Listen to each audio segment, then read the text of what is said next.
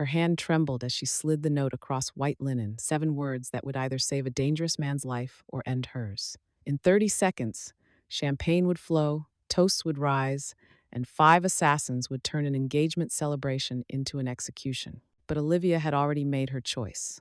I had 30 seconds before the champagne toast and the bullet through his skull. My hands trembled as I folded the cloth napkin around the note I'd scrawled on my order pad. The paper felt thin, fragile, like it might disintegrate before it reached him. Around me, Le Jardin hummed with old money and new power crystal, clinking against Waterford, low conversations in a dozen languages, the whisper of silk evening gowns against leather booths.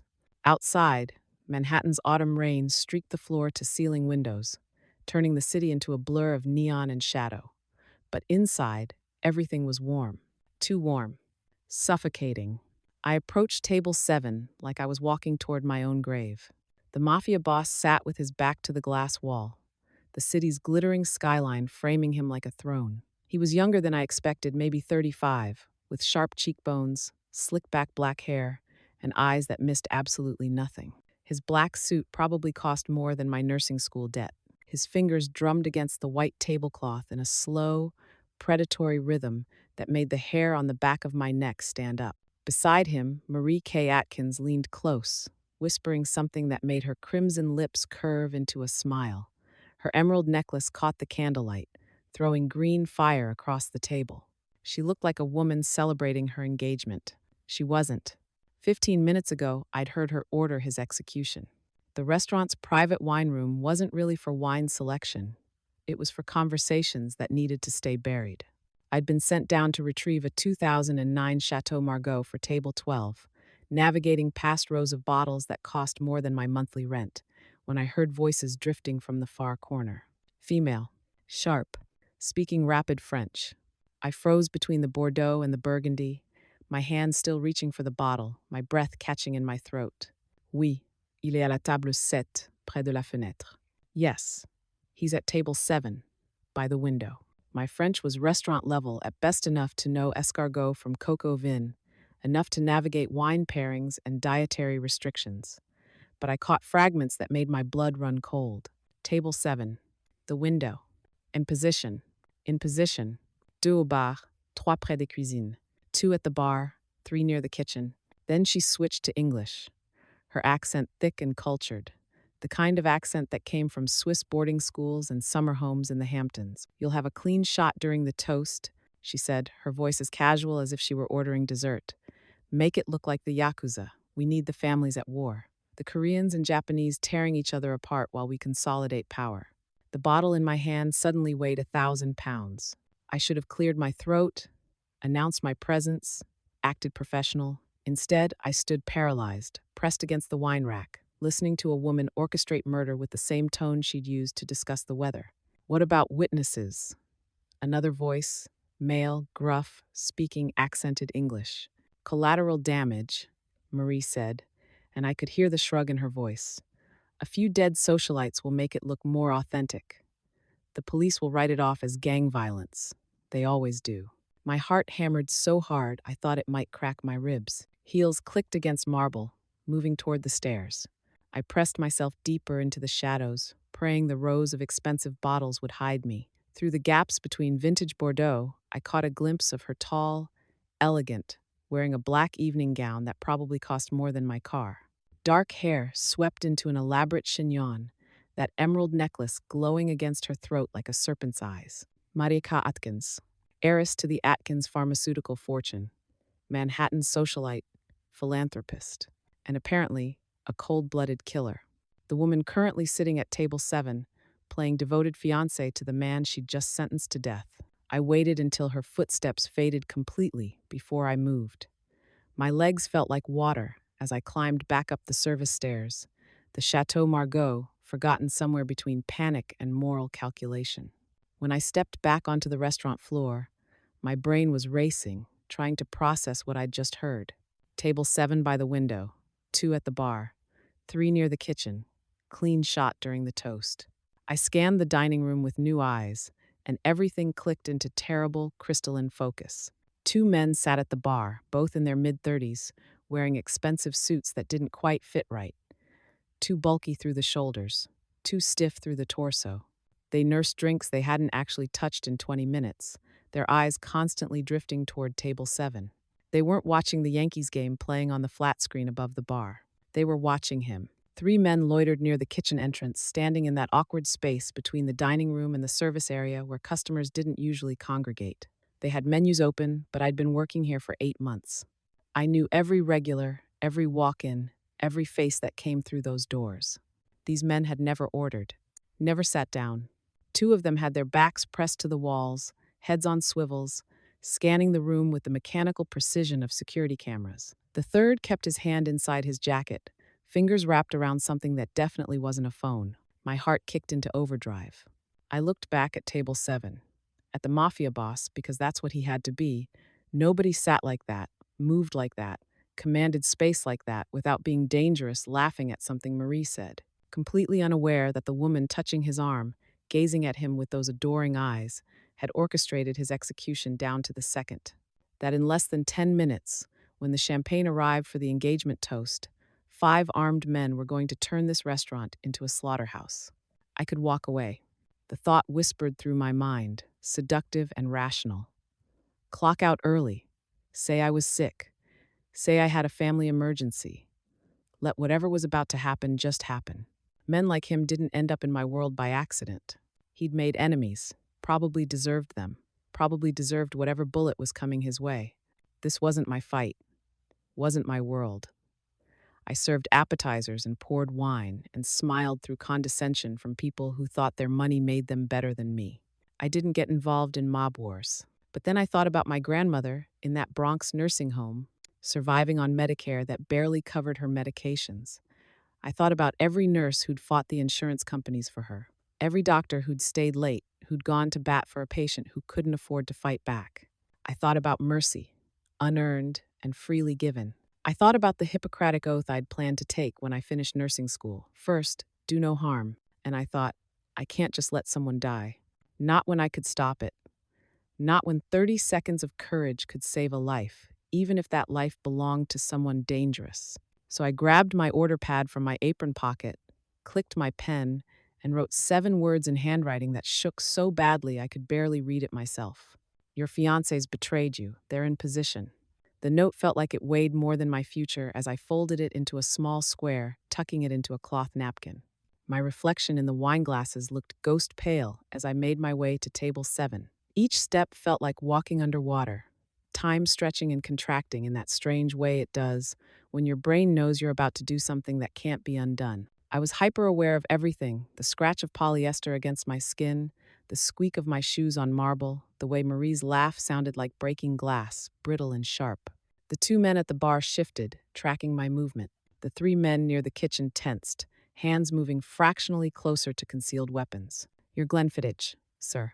My voice came out steady, professional, like I hadn't just overheard a murder plot, like my hands weren't shaking, like I wasn't about to violate every rule of professional service and probably get myself killed in the process. I set the crystal glass on the white tablecloth, neat and precise. The whiskey caught the candlelight, glowing amber and gold, expensive and meaningless. And then I did the thing every server is trained never to do. I touched him. My thumb pressed against the back of his hand as I slid the folded napkin and the note hidden inside it beneath his coaster. The contact lasted maybe half a second, a violation of every rule, every boundary between his world and mine. But it was enough. The Mafia boss's eyes snapped to mine. They were darker than I expected. Not cold, but calculating. Intelligent. The kind of eyes that saw through skin and bone straight into intention. His gaze held mine for a beat too long, and I felt something shift in my chest, not attraction exactly, but recognition. Like looking into the eyes of a predator that could either let you pass or tear you apart, and the choice was entirely theirs. Read it, I mouthed, my lips barely moving. Please. His fingers curled around the napkin, palm covering it completely, smooth and casual, like he'd done this 1,000 times before. Is there a problem, Olivia? Marie's voice cut through the moment like a blade, sweet and poisonous. She'd read my name tag, that small metal rectangle pinned above my heart that suddenly felt like a target. The Mafia boss's expression didn't change, not a flicker of surprise, not a hint of concern. He lifted his glass with one hand, took a slow, deliberate sip of whiskey, and with his other hand hidden beneath the table where Marie couldn't see, he unfolded the note. I stood there, tray clutched to my chest like a shield, watching his face for any reaction. Nothing. Not a flicker. Not a flinch. Just those dark eyes scanning 7 words that could either save his life or condemn us both. Then his jaw tightened, imperceptible unless you were looking for it, which I was, the smallest tell, the barest acknowledgement. He knew. He set the glass down with a soft clink that somehow cut through the ambient noise of the restaurant. When he spoke, his voice was smooth, controlled, carrying an accent I couldn't quite place. Actually, yes, there is a problem. My heart stopped. Marie's smile flickered, confusion crossing her features. Darling, what? The Glenfiddich, he continued, his eyes never leaving mine. It's the 18 year, isn't it? I forced myself to breathe. Yes, sir. I ordered the 21. He leaned back in his chair, the picture of casual disappointment. I'm very particular about my scotch. It was a lie. I'd brought him exactly what he'd ordered. But I understood what he was doing, buying time, creating a reason for me to stay at the table, to linger without raising suspicion. I apologize, sir. I'll get you the correct bottle immediately. No need. He stood in one fluid motion, extracting himself from the booth with the grace of someone who'd spent a lifetime commanding rooms. I'll come with you. Make sure it's the right year this time. Marie's hand shot out, gripping his wrist. Don't be ridiculous. Just send her. I want to see the bottle. His voice carried an edge now, sharp and absolute. Not loud, but commanding. The kind of voice that had ended arguments and probably lives. Given what we're celebrating tonight, I'd like everything to be perfect. He extracted his wrist from her grip with surgical precision, and I saw something flash across Marie's face. Fear, maybe, or calculation. Her eyes darted to the men at the bar. A microsignal I almost missed. They shifted, preparing to move. Time slowed to a crawl. The Mafia boss's hand found the small of my back, guiding me toward the bar with just enough pressure to communicate urgency without appearing rushed. Walk naturally, he murmured, his lips barely moving. When we reached the bar, dropped to the floor. What? Do it. We were 10 feet from the bar when the lights went out. If you were in Olivia's position, would you have warned him, or would fear have stopped you? Drop your answer in the comments below, and make sure you're subscribed. This story is just getting started, and you won't want to miss what happens next. Darkness swallowed Le Jardin whole. Not gradual, not flickering. Absolute and instant, like someone had thrown a blanket over the Sunday. The ambient noise of the restaurant conversations, laughter, the soft jazz playing over hidden speakers died in a collective gasp. Crystal glasses hit the floor in cascading crashes. A woman screamed. Then gunfire. The muzzle flashes lit up the darkness like lightning, strobing the restaurant in freeze-frame images of chaos. I saw the 2 men from the bar on their feet, weapons raised. Saw the 3 from the kitchen entrance moving with military precision through the panicked crowd. Saw Marie's face, twisted with fury, her hand inside her purse. The Mafia boss moved. 1 second I was standing upright. The next, his arm wrapped around my waist and he was pulling me down behind the bar with enough force to knock the air from my lungs. We hit the floor hard, his body covering mine as bullets punched through bottles above us. Glass exploded in a rain of expensive liquor and sharp edges. The smell of whiskey and vodka and wine filled the air, mixing with gunpowder and terror. Stay down, he hissed against my ear, his weight pressing me into the floor. I couldn't have moved if I'd wanted to, couldn't breathe, couldn't think, could only lie there while the world exploded around us. More gunshots, different caliber, different direction. His people, I realized. He'd had backup position throughout the restaurant, waiting for something exactly like this. The emergency lighting kicked in dim red bulbs that turned everything into a nightmare landscape of shadows and blood-colored light. Through the gap beneath the bar, I could see legs running, bodies falling, chaos consuming everything. The Mafia boss rolled off me, his hand moving to his ankle. When it came back up, there was a gun in it. Small, black, lethal. How many? He asked, his voice eerily calm for someone in the middle of a firefight. What? I gasped, my ears ringing from the gunshots. How many did you see? The men. How many? My brain struggled to catch up. 5. 2 at the bar, 3 by the kitchen. Anyone else? I thought back to the wine cellar, to Marie's conversation. She mentioned making it look like the Yakuza. Maybe more outside? The Yakuza I knew from restaurant gossip were a Japanese crime syndicate. They'd been at war with the Korean families for territory in Manhattan's Chinatown and Little Korea for years. Marie wanted to frame them for the Mafia boss's murder, reignite that war while she consolidated power. He nodded, processing this with the speed of someone who'd calculated odds of survival 1,000 times before. His eyes scanned the restaurant from our position behind the bar, taking in angles and positions with tactical precision. Listen to me very carefully, Olivia. The sound of my name in his mouth, calm, focused, sent a strange thrill through me despite the terror. When I move, you run for the kitchen. Don't stop. Don't look back. There's a service exit that leads to the alley. My car is 3 blocks north. Black Mercedes, license plate ends in 773. Keys are in my jacket pocket. He started to shrug out of his jacket, but I grabbed his wrist. I'm not leaving you here. His eyes met mine, dark and intense in the red emergency lighting. This isn't negotiable. Neither is this. I held his gaze, surprised by my own certainty. I didn't save your life just to watch you throw it away.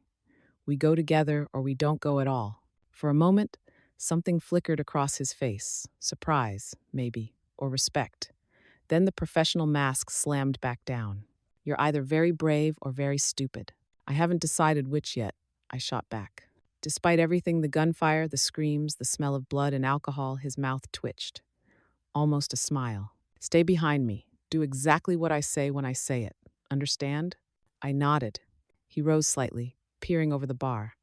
I heard him curse softly in what sounded like Korean. What? They've blocked the main exits. This isn't just a hit, it's a siege. He ducked back down as bullets tore through the space where his head had been. Marie wants to make sure there are plenty of witnesses to my death. Society types who'll spread the story. She's not just killing me, she's making a statement. Another volley of gunfire, closer this time. How did you know? I asked, my voice barely audible over the chaos. How did you know to bring backup? I didn't. He checked his weapon, counted bullets with practiced efficiency. I always have backup. In my world, paranoia isn't a flaw. It's survival. He leaned around the bar, fired 3 shots in rapid succession. I heard a grunt, a body hitting the floor. 4 left, he said, more to himself than to me. You're counting? Always. He ejected the magazine, checked it, slammed it back in. The moment you stop counting is the moment you die. The emergency lighting flickered. In the strobe effect, I caught glimpses of the restaurant floor, overturned tables, broken glass, people huddled in corners or crawling toward exits. And bodies. Oh God, there were bodies. Don't look, the Mafia boss said, his hand gripping my chin, forcing my eyes back to his. Don't think about them. Think about your grandmother in that nursing home. Think about getting out of here alive to see her again. How did you... You told Marie when you served drinks earlier. You mentioned visiting your grandmother after your shift. His eyes held mine, grounding me when everything else was spinning out of control. I pay attention. It's how I've survived this long. A shadow moved past the bar. He pulled me closer, both of us pressed against the wood and bottles, barely breathing. The shadow paused. Footsteps, slow and deliberate, moving along the bar's length. The Mafia boss's hand covered my mouth, silencing even the sound of my breathing. His other hand raised the gun, tracking the shadow's movement. 3 feet away. 2 feet. The barrel of a rifle appeared around the corner of the bar. He moved with viper speed, grabbing the rifle and yanking it, and the man holding it around the corner. There was a brief, brutal struggle. A muffled shot. Then silence. The man slumped to the floor, dead before he hit the ground. One of Marie's hired assassins, probably Russian or Italian based on the tattoos visible on his neck. Part of the network she'd built to take down the Korean crime families. 3 left. Now we move. He grabbed my hand, pulling me to my feet. Kitchen. Fast. We ran. The restaurant floor was a war zone.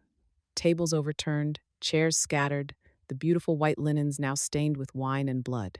The Mafia boss kept me behind him, his body a shield, his gun-tracking movements I couldn't see. A figure emerged from the shadows near the hostess stand, one of Marie's men, weapon raised. The Mafia boss fired twice.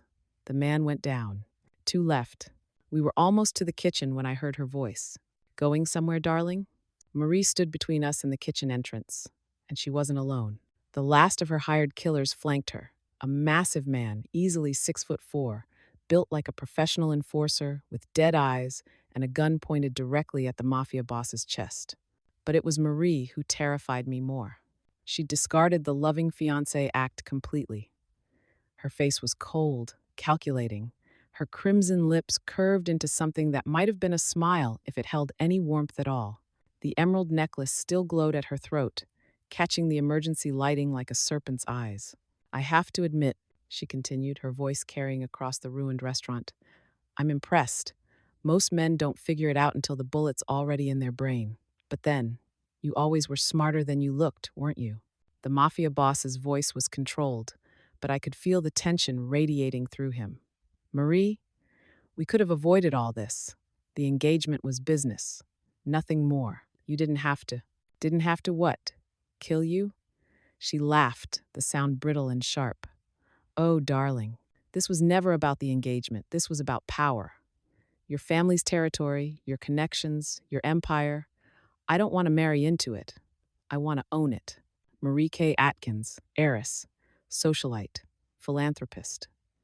But underneath the polished exterior was something far more dangerous. She'd partnered with the Volkov family, a Russian crime syndicate that had been trying to break into New York's organized crime structure for years. Together, they'd planned to eliminate the Korean leadership, frame the Yakuza, and let the two Asian crime families destroy each other while Marie and her Russian partners carved up the territory. And you thought staging my death would accomplish that? Not just your death, a massacre, blamed on the Yakuza, of course. The Korean and Japanese families will tear each other apart. And while they're busy bleeding, I'll consolidate control over both territories with my Russian partners. She gestured with the gun she held, casual and confident. It's really quite elegant.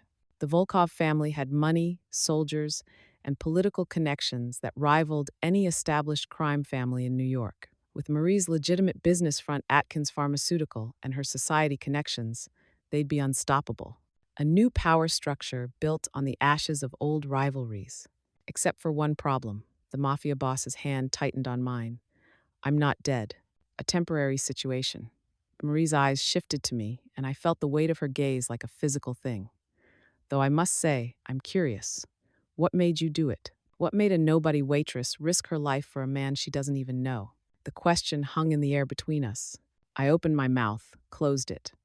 How could I explain the impulse that had driven me to write that note? The moral calculation that had happened in less than a second? She has a conscience, the mafia boss said quietly, answering for me. Something you've never understood, Marie. Something your kind can't comprehend. She saved my life because it was the right thing to do. Not because it benefited her. Not because she calculated angles and outcomes. Because she's human in a way you stopped being a long time ago. Marie's expression darkened. How poetic. How touching. How utterly meaningless when you're both about to die. She raised her gun. Time crystallized into a single, eternal moment. I saw the barrel align with the mafia boss's chest. Saw Marie's finger tighten on the trigger. Saw the hired killer beside her shift his aim toward me. The mafia boss moved, trying to shove me aside, to take both bullets himself. But I was already moving, too. The tray. The serving tray I'd been holding when the lights went out. I dropped it behind the bar, but there were others scattered across the floor, discarded in the chaos. My hand found one, heavy steel with a non-slip rubber surface. I threw it, not at Marie. At the overhead light fixture directly above her, one of the few emergency bulbs still intact. The tray hit with a crash, and the bulb exploded, plunging that section of the restaurant into complete darkness. 2 gunshots, wild, panicked, missing us by feet. The mafia boss fired back, precise and controlled. 1 shot, 2 shots. A body hit the floor. The hired killer, Marie's last soldier, dead before he understood what happened. Then we were running again, the mafia boss's hand like iron around my wrist, pulling me through the kitchen doors as Marie screamed behind us. 1 left. The kitchen was chaos, abandoned pots, still boiling, fires left unattended, smoke filling the air. We ran past prep stations and industrial ovens, our shoes slipping on spilled oil and scattered vegetables. Behind us, the kitchen doors slammed open. You can't run forever? Marie's voice echoed through the space, distorted by acoustics and rage. I own this city. I own the police. I own everything. Where are you going to go that I won't find you? The mafia boss didn't answer. He was scanning the kitchen, looking for something. His eyes landed on the walk-in freezer, its massive door standing open. In there, he whispered. Now, that's a dead end. Trust me, I did. God help me, I did. We ducked into the freezer, the temperature dropping instantly to somewhere around 0. The mafia boss pulled the door closed behind us. Not all the way. Just enough to hide us in shadow, and we pressed ourselves against the wall of frozen meat and ice. Footsteps entered the kitchen. Slow, confident. I know you're in here, Marie called out. I can smell your fear. It's the same smell his father had when I poisoned him, the same smell his mother had when I arranged her car accident. Did you know that, darling? Did you know I've been dismantling your family for 2 years? Through the gap in the freezer door, I watched the mafia boss's face, saw the revelation hit him like a physical blow, saw rage and grief and murderous intent flash across his features in rapid succession. His parents. Marie had killed his parents. The mafia boss's father, the previous head of the Korean crime family in New York, had died of what everyone thought was a heart attack 18 months ago. His mother had died 6 months later in what was ruled a tragic car accident, brake failure on a rainy night. Both murders, both orchestrated by the woman he'd been planning to marry. Oh yes, Marie continued, her voice moving closer to our hiding spot. Your father's heart attack? My work. Your mother's brake failure? Also me. Your cousin's drug overdose? That was particularly creative, I thought. All carefully planned. All designed to weaken your family's position while I positioned myself as your salvation. Your loving fiancée who would help you rebuild. She was right outside the freezer now. I could see her shadow through the gap, could hear her breathing. Come out, let's end this. I'll make it quick for you. As for your little savior. Marie's laugh was ice cold. Well, I'll make hers slow, a lesson to anyone else who thinks they can interfere in my plans. The mafia boss's hand found mine in the darkness.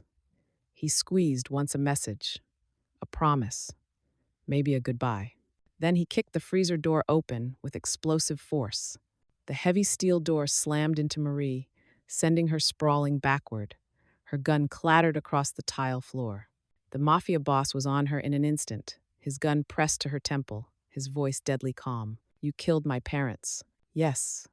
Marie didn't even try to deny it. Even now, facing death, she was arrogant. And I'd do it again. Wrong answer. He pulled the trigger. Click. Empty. In that split second of realization, Marie's hand moved to her ankle, pulling a small pistol from a holster I hadn't seen. She fired. The bullet caught the mafia boss in the shoulder, spinning him around. He hit the ground hard, blood spreading across his white shirt. Marie stood, retrieving her larger gun, both weapons now trained on the mafia boss's prone form. I lied, she said, smiling that terrible smile. I'm not going to make it quick. She didn't see me. She dismissed me the moment the mafia boss kicked open the freezer door, written me off as irrelevant. A waitress. A nobody. Not worth her attention. Her mistake. My hand closed around a cast iron skillet hanging above the prep station. Commercial grade, heavy enough to do serious damage. I swung with everything I had.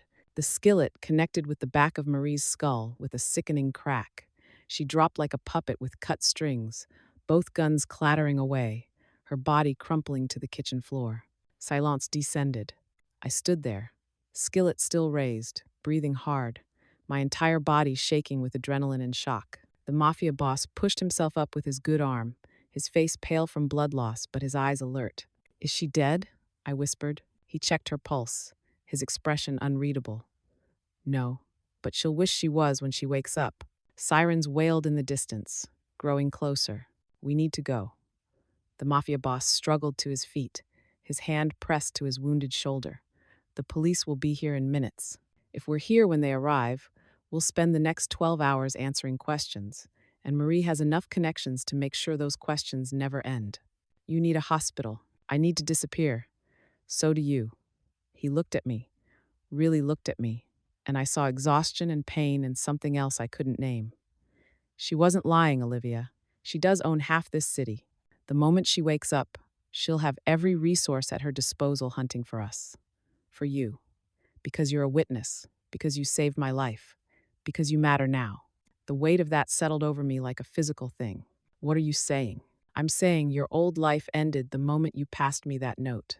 I'm saying if you go home, if you go back to your apartment, your job, your normal routine, you'll be dead within 24 hours. His eyes held mine, intense and urgent. I'm saying I'm offering you a choice. Come with me. Let me protect you. Let me keep you alive until I can neutralize the threat Marie represents. And if I say no, then I'll respect your choice and disappear, and hope you survive long enough to regret it. The sirens were getting closer. Through the kitchen windows, I could see flashing red and blue lights reflecting off the surrounding buildings. I thought about my grandmother, my apartment, my plans to finish nursing school, my normal, ordinary life that suddenly felt like a dream I'd had a long time ago. I thought about Marie's cold eyes, her promises of slow death, the resources she commanded: corrupt police, political connections, the Volkov family's network of criminals spanning the entire East Coast.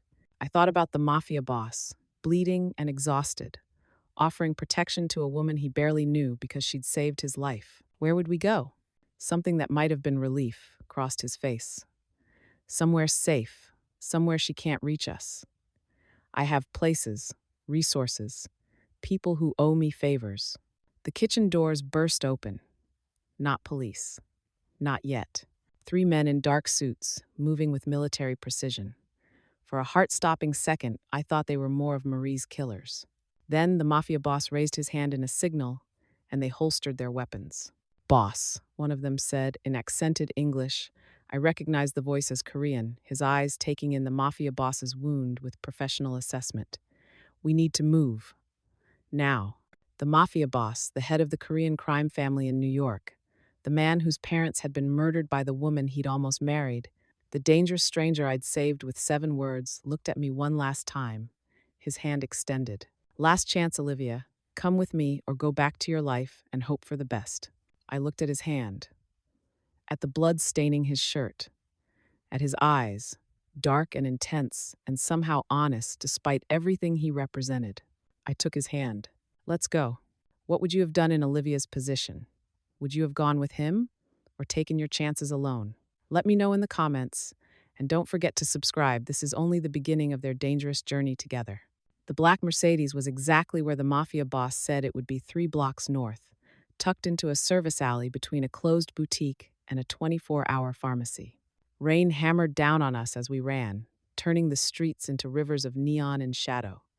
My server uniform clung to my skin, soaked through in seconds. The Mafia boss's blood mixed with rainwater, creating pink rivulets that ran down his arm. The 3 men who'd appeared in the kitchen surrounded us like a human shield, their eyes constantly scanning for threats. One of them, the one who'd called him boss, had his phone pressed to his ear, speaking rapid Korean. Keys, the Mafia boss said, his voice tight with pain. I fumbled in his jacket pocket, my fingers clumsy with adrenaline and cold. Found them. Unlocked the car with shaking hands. Back seat, one of the men ordered, opening the door. We drive. I slid in first. The Mafia boss followed, his face going gray as the movement jarred his wounded shoulder. The other 2 men took flanking positions in separate vehicles that appeared from nowhere, black SUVs with tinted windows and plates I couldn't quite read. The driver pulled out smoothly. No screeching tires, no dramatic acceleration, just a careful, legal exit that wouldn't attract attention. Hospital? The driver asked in Korean, accented English. No. The Mafia boss leaned his head back against the leather seat, eyes closed. She'll have people watching every ER in Manhattan. Take us to the safe house in Queens. Call Dr. Zhao. Tell him it's urgent but not critical. Dr. Zhao, I would learn later, was a physician who'd been treating the Korean crime families for over 30 years.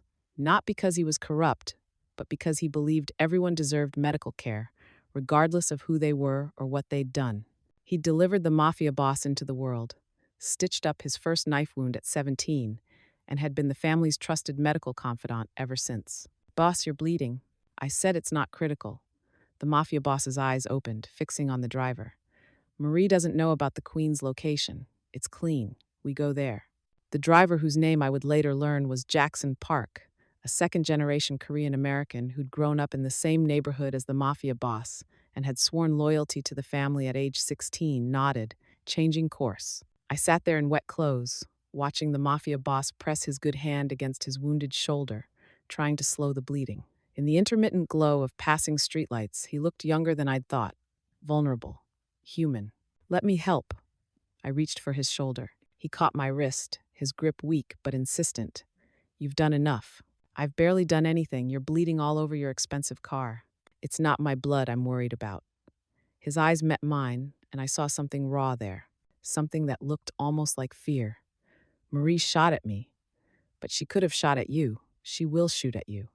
The moment she wakes up and realizes you're alive, you become her primary target. Not me, you." The weight of that settled into my chest like ice. "Why me? You're the one she's trying to kill." "I'm a target she expected to eliminate. You're a loose end she didn't anticipate." He shifted, wincing. "Worse, you're a witness. You heard her confession about my parents, about the murders, about everything. As long as you're alive, you're a threat to her entire operation. She owns the police. You said so yourself. Who would I even tell? The FBI, the DEA, any federal agency that's been trying to build a case against organized crime in this city." The Mafia boss's jaw tightened. "Marie's pharmaceutical empire is a front for money laundering. She's connected to three major crime families: the Volkovs, the Calabrese family from New Jersey, and the Chen triad from Chinatown, and at least two corrupt politicians. You become a federal witness, and her entire empire crumbles." The Calabrese family, I would piece together over the following weeks, was an old Italian mob family that controlled most of the drug trafficking through the port of Newark. The Chen triad ran gambling operations and human trafficking throughout New York's Chinatown. Marie had been systematically building alliances with all of them, promising territory and protection in exchange for their support in taking over the Korean operations. "So what do I do?" "You stay alive, you stay hidden, and you let me handle Marie." His eyes held mine, intense and uncompromising. "This is my fight, Olivia. My family, my responsibility. You saved my life, and I'm grateful. But I won't let you for me." "Bit late for that conversation," I said, gesturing at the blood-stained car, the armed guards, the fact that we were fleeing through Queens at midnight. "I'm already in this." "Not by choice." "Yes, by choice." I held his gaze, surprised by my own certainty. "I wrote that note. I threw that tray. I hit Marie with a cast-iron skillet. Every step of the way, I chose this. Maybe I didn't know what I was choosing, but I still chose it." Something flickered across his face, surprise, maybe, or respect. "You hit her with a skillet." It was heavy. I noticed. The corner of his mouth twitched. "She's going to have one hell of a headache when she wakes up." "Good." We drove in silence for a while, the city giving way to residential neighborhoods, the rain easing to a drizzle. The adrenaline was wearing off now, leaving me hollow and shaking. "Your grandmother," the Mafia boss said quietly. "The nursing home. Marie knows about her." My heart stopped. "What?" "You mentioned her to Marie at the restaurant. That means Marie has the information, which means she'll use her against me." The realization hit like a freight train. "She'll hurt my grandmother to draw me out, or kill her to punish you."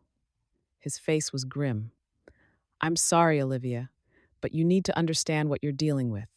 Marie doesn't have limits, doesn't have lines she won't cross. Your grandmother is leverage, and Marie will use any leverage available. My grandmother, Evelyn Brooks, 73 years old, the woman who'd raised me after my mother died, who'd worked as a supermarket cashier and a night shift security guard simultaneously to keep me fed and in school, who'd believed in me when no one else did, who was now a target because I'd decided to save a stranger's life." I pressed my hands to my face, trying to breathe through the panic.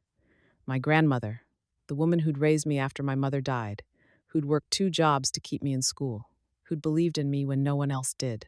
I have to warn her. I'm already on it. The Mafia boss pulled out his phone, typed with one hand. "I'm sending people to move her. Tonight. Before Marie's people can get there." "Move her where?" "Somewhere safe. A private facility upstate. Best care money can buy.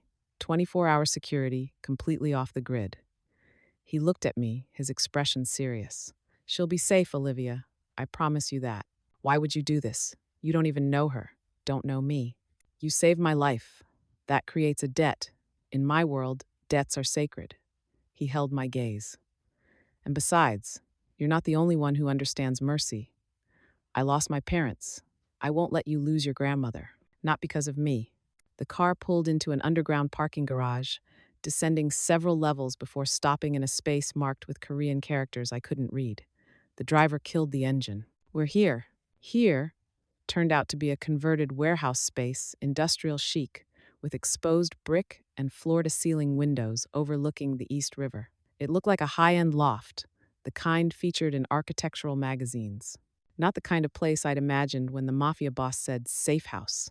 The space was already occupied. A thin Asian man in his 60s, wearing glasses and carrying a medical bag, stood waiting near a cleared dining table. This was Dr. Zhao, Theodore Zhao, though everyone called him Dr. Zhao or just Doc. He'd emigrated from Taiwan in the 1972, worked his way through medical school at NYU, and opened a clinic in Koreatown. He'd delivered half the current generation of Korean crime families, treated their wounds, kept their secrets. Not because he was corrupt, but because he believed in the Hippocratic oath without exception. Everyone deserved care, even criminals. Let me see, he said, without preamble, his accent minimal. The Mafia boss peeled off his jacket and shirt, revealing the bullet wound in his shoulder. It looked bad, a ragged hole still seeping blood, the skin around it angry and swollen. Dr. Zhao examined it with efficient, gentle hands. Clean through. Missed the bone. You're lucky. Doesn't feel lucky, the Mafia boss muttered. Lucky you didn't die. Now sit still. I watched from a distance as Dr. Zhao worked cleaning, probing, stitching with the calm efficiency of someone who'd done this hundreds of times. The Mafia boss didn't make a sound, his jaw clenched, his eyes fixed on some point on the ceiling. You, Dr. Zhao said, glancing at me, make yourself useful. Kitchen is through there. Bring me the bottle of whiskey from the top shelf. And get her some dry clothes, he added to Jackson. She's shivering. I was. My whole body shook with cold and delayed shock. Jackson, a man in his early 30s with kind eyes, despite his profession, who'd grown up 3 blocks from the Mafia boss and considered him more brother than boss, gestured for me to follow him. We walked through the loft to a bedroom that looked barely lived in. He opened a closet, pulled out sweats and a t-shirt that would be too large but at least dry. Bathroom's through there, he said, his English heavily accented but clear. Clean up. Change. Take your time. What's your name? I asked. He paused at the door. Jackson. Jackson Park. Thank you, Jackson. He nodded once and left. I stood in the bathroom, expensive marble, rainfall shower, heated floors, and tried to process everything that had happened in the last 2 hours. 2 hours ago, I'd been serving drinks. Now I was in a safe house, wearing a mob boss's clothes, while he got stitched up in the next room and my grandmother was being relocated to God knows where for her own protection. My hands shook as I peeled off my wet uniform. In the mirror, I barely recognized myself. My hair had come loose from its bun, curls wild around my face. My eyes looked too wide, too dark. I had a bruise forming on my hip from when the Mafia boss had pulled me down behind the bar. I looked like someone who'd survived a war zone. I felt like someone who'd just walked into one. The shower was scalding hot, and I stood under it until my skin turned pink, until some of the cold left my bones. I washed my hair with expensive shampoo that smelled like cedar and rain. Watched the water at my feet run pink with traces of blood, the Mafia boss's blood, Marie's blood, maybe my own from cuts I hadn't noticed yet. When I emerged, dressed in clothes that hung loose on my frame, I found the loft transformed. More people had arrived, men and women in business casual, carrying tablets and briefcases. They'd taken over the dining table and living room, laptops open, phones ringing. It looked less like a hideout and more like a war room. The Mafia boss sat in an armchair, his shoulder now properly bandaged, wearing a clean black shirt. He was speaking rapid Korean with 3 of the new arrivals, his face serious and focused. When he saw me, he held up one finger wait. I found the kitchen, located the whiskey Dr. Zhao had asked for, and poured myself a small glass. My hands still shook, but less now. The whiskey burned going down, warming me from the inside. First time? I turned to find Dr. Zhao standing in the kitchen doorway, cleaning his glasses. First time what? Being shot at, being involved in. He gestured vaguely at the chaos in the living room. All of this. That obvious? You're still breathing, still standing, but you have the look. He replaced his glasses, studying me. The look people get when they realize the world is more complicated and more dangerous than they thought. When the rules they believed in turn out to be suggestions that only some people follow. I took another sip of whiskey. How do you deal with it? With knowing what they do? With being part of it? I'm a doctor. I save lives. Whether those lives belong to good people or bad people isn't my decision to make. He pulled a bottle of water from the refrigerator, drank deeply. He's not a good man by conventional standards, but he's not an evil man either. He exists in the gray spaces where survival requires compromise, where honor and violence occupy the same breath. You've known him a long time. Since he was 17. I stitched up his first knife wound. Dr. Zhao smiled, but it was sad around the edges. I watched him try to escape his father's world, watched him fail, watched him accept what he was born to be. It's tragic, in its way, but he's survived. That counts for something. His parents, I said quietly. Marie said she killed them. I suspected. Could never prove it. Dr. Zhao's expression hardened. Marie Atkins is a special kind of monster, the kind that wears a beautiful mask, the kind that society celebrates while she destroys lives behind closed doors. If he can stop her, he'll save more lives than you can count. Or he'll just create a power vacuum for someone worse to fill. Perhaps. Dr. Zhao set down his water bottle. But that's a problem for tomorrow. Tonight, you saved a man's life. That's enough. Don't complicate it with philosophy. He left me alone in the kitchen. I stood there, whiskey in hand, listening to conversations in languages I didn't understand, surrounded by people whose lives operated by rules I was only beginning to comprehend. My phone buzzed in my pocket, waterlogged but still functional. 7 missed calls from my roommate Jasmine Chen, a graphic designer I'd met at community college, who knew nothing about my life beyond what I chose to share. 3 texts asking where I was. 1 text from the restaurant manager asking why I'd left my shift early. Normal life, reaching across the divide, trying to pull me back. I powered the phone off. Olivia, the Mafia boss, stood in the kitchen doorway, his face drawn with exhaustion and pain, but his eyes alert. Your grandmother is secure. My people moved her 20 minutes ago. She's safe. The relief hit so hard I had to grip the counter to stay upright. Thank you. Don't thank me yet. We still have problems. He moved into the kitchen, favoring his wounded shoulder.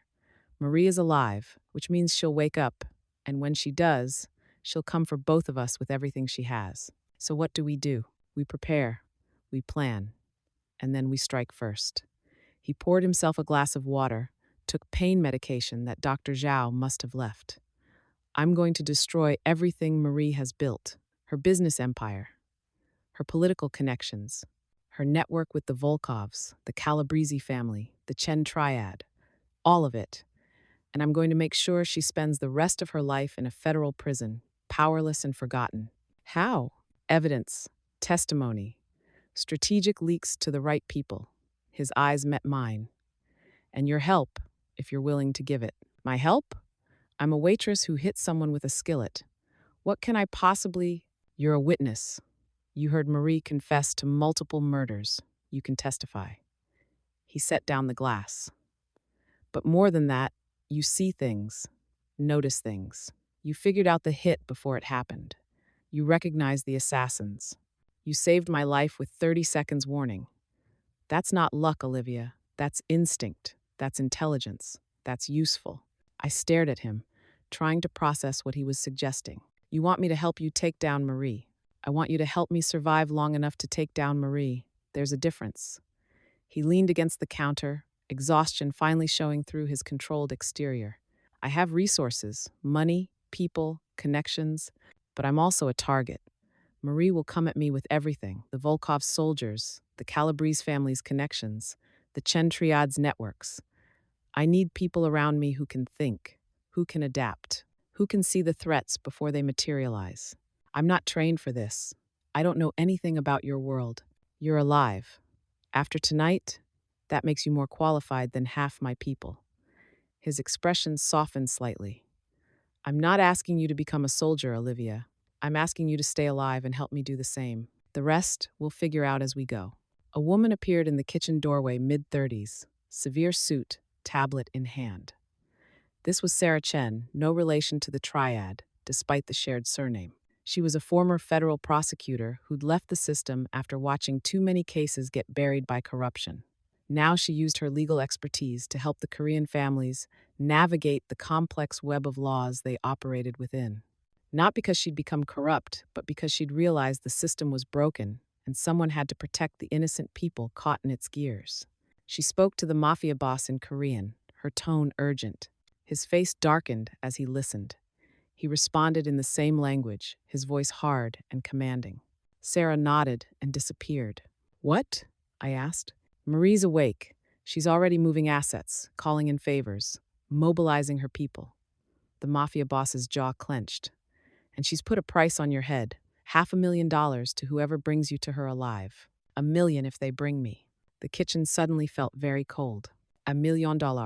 Blood money, but effective. He pushed away from the counter. Every criminal, every desperate person, every bounty hunter in this city is now hunting for us. We have maybe 12 hours before someone gets lucky. 12 hours to do what?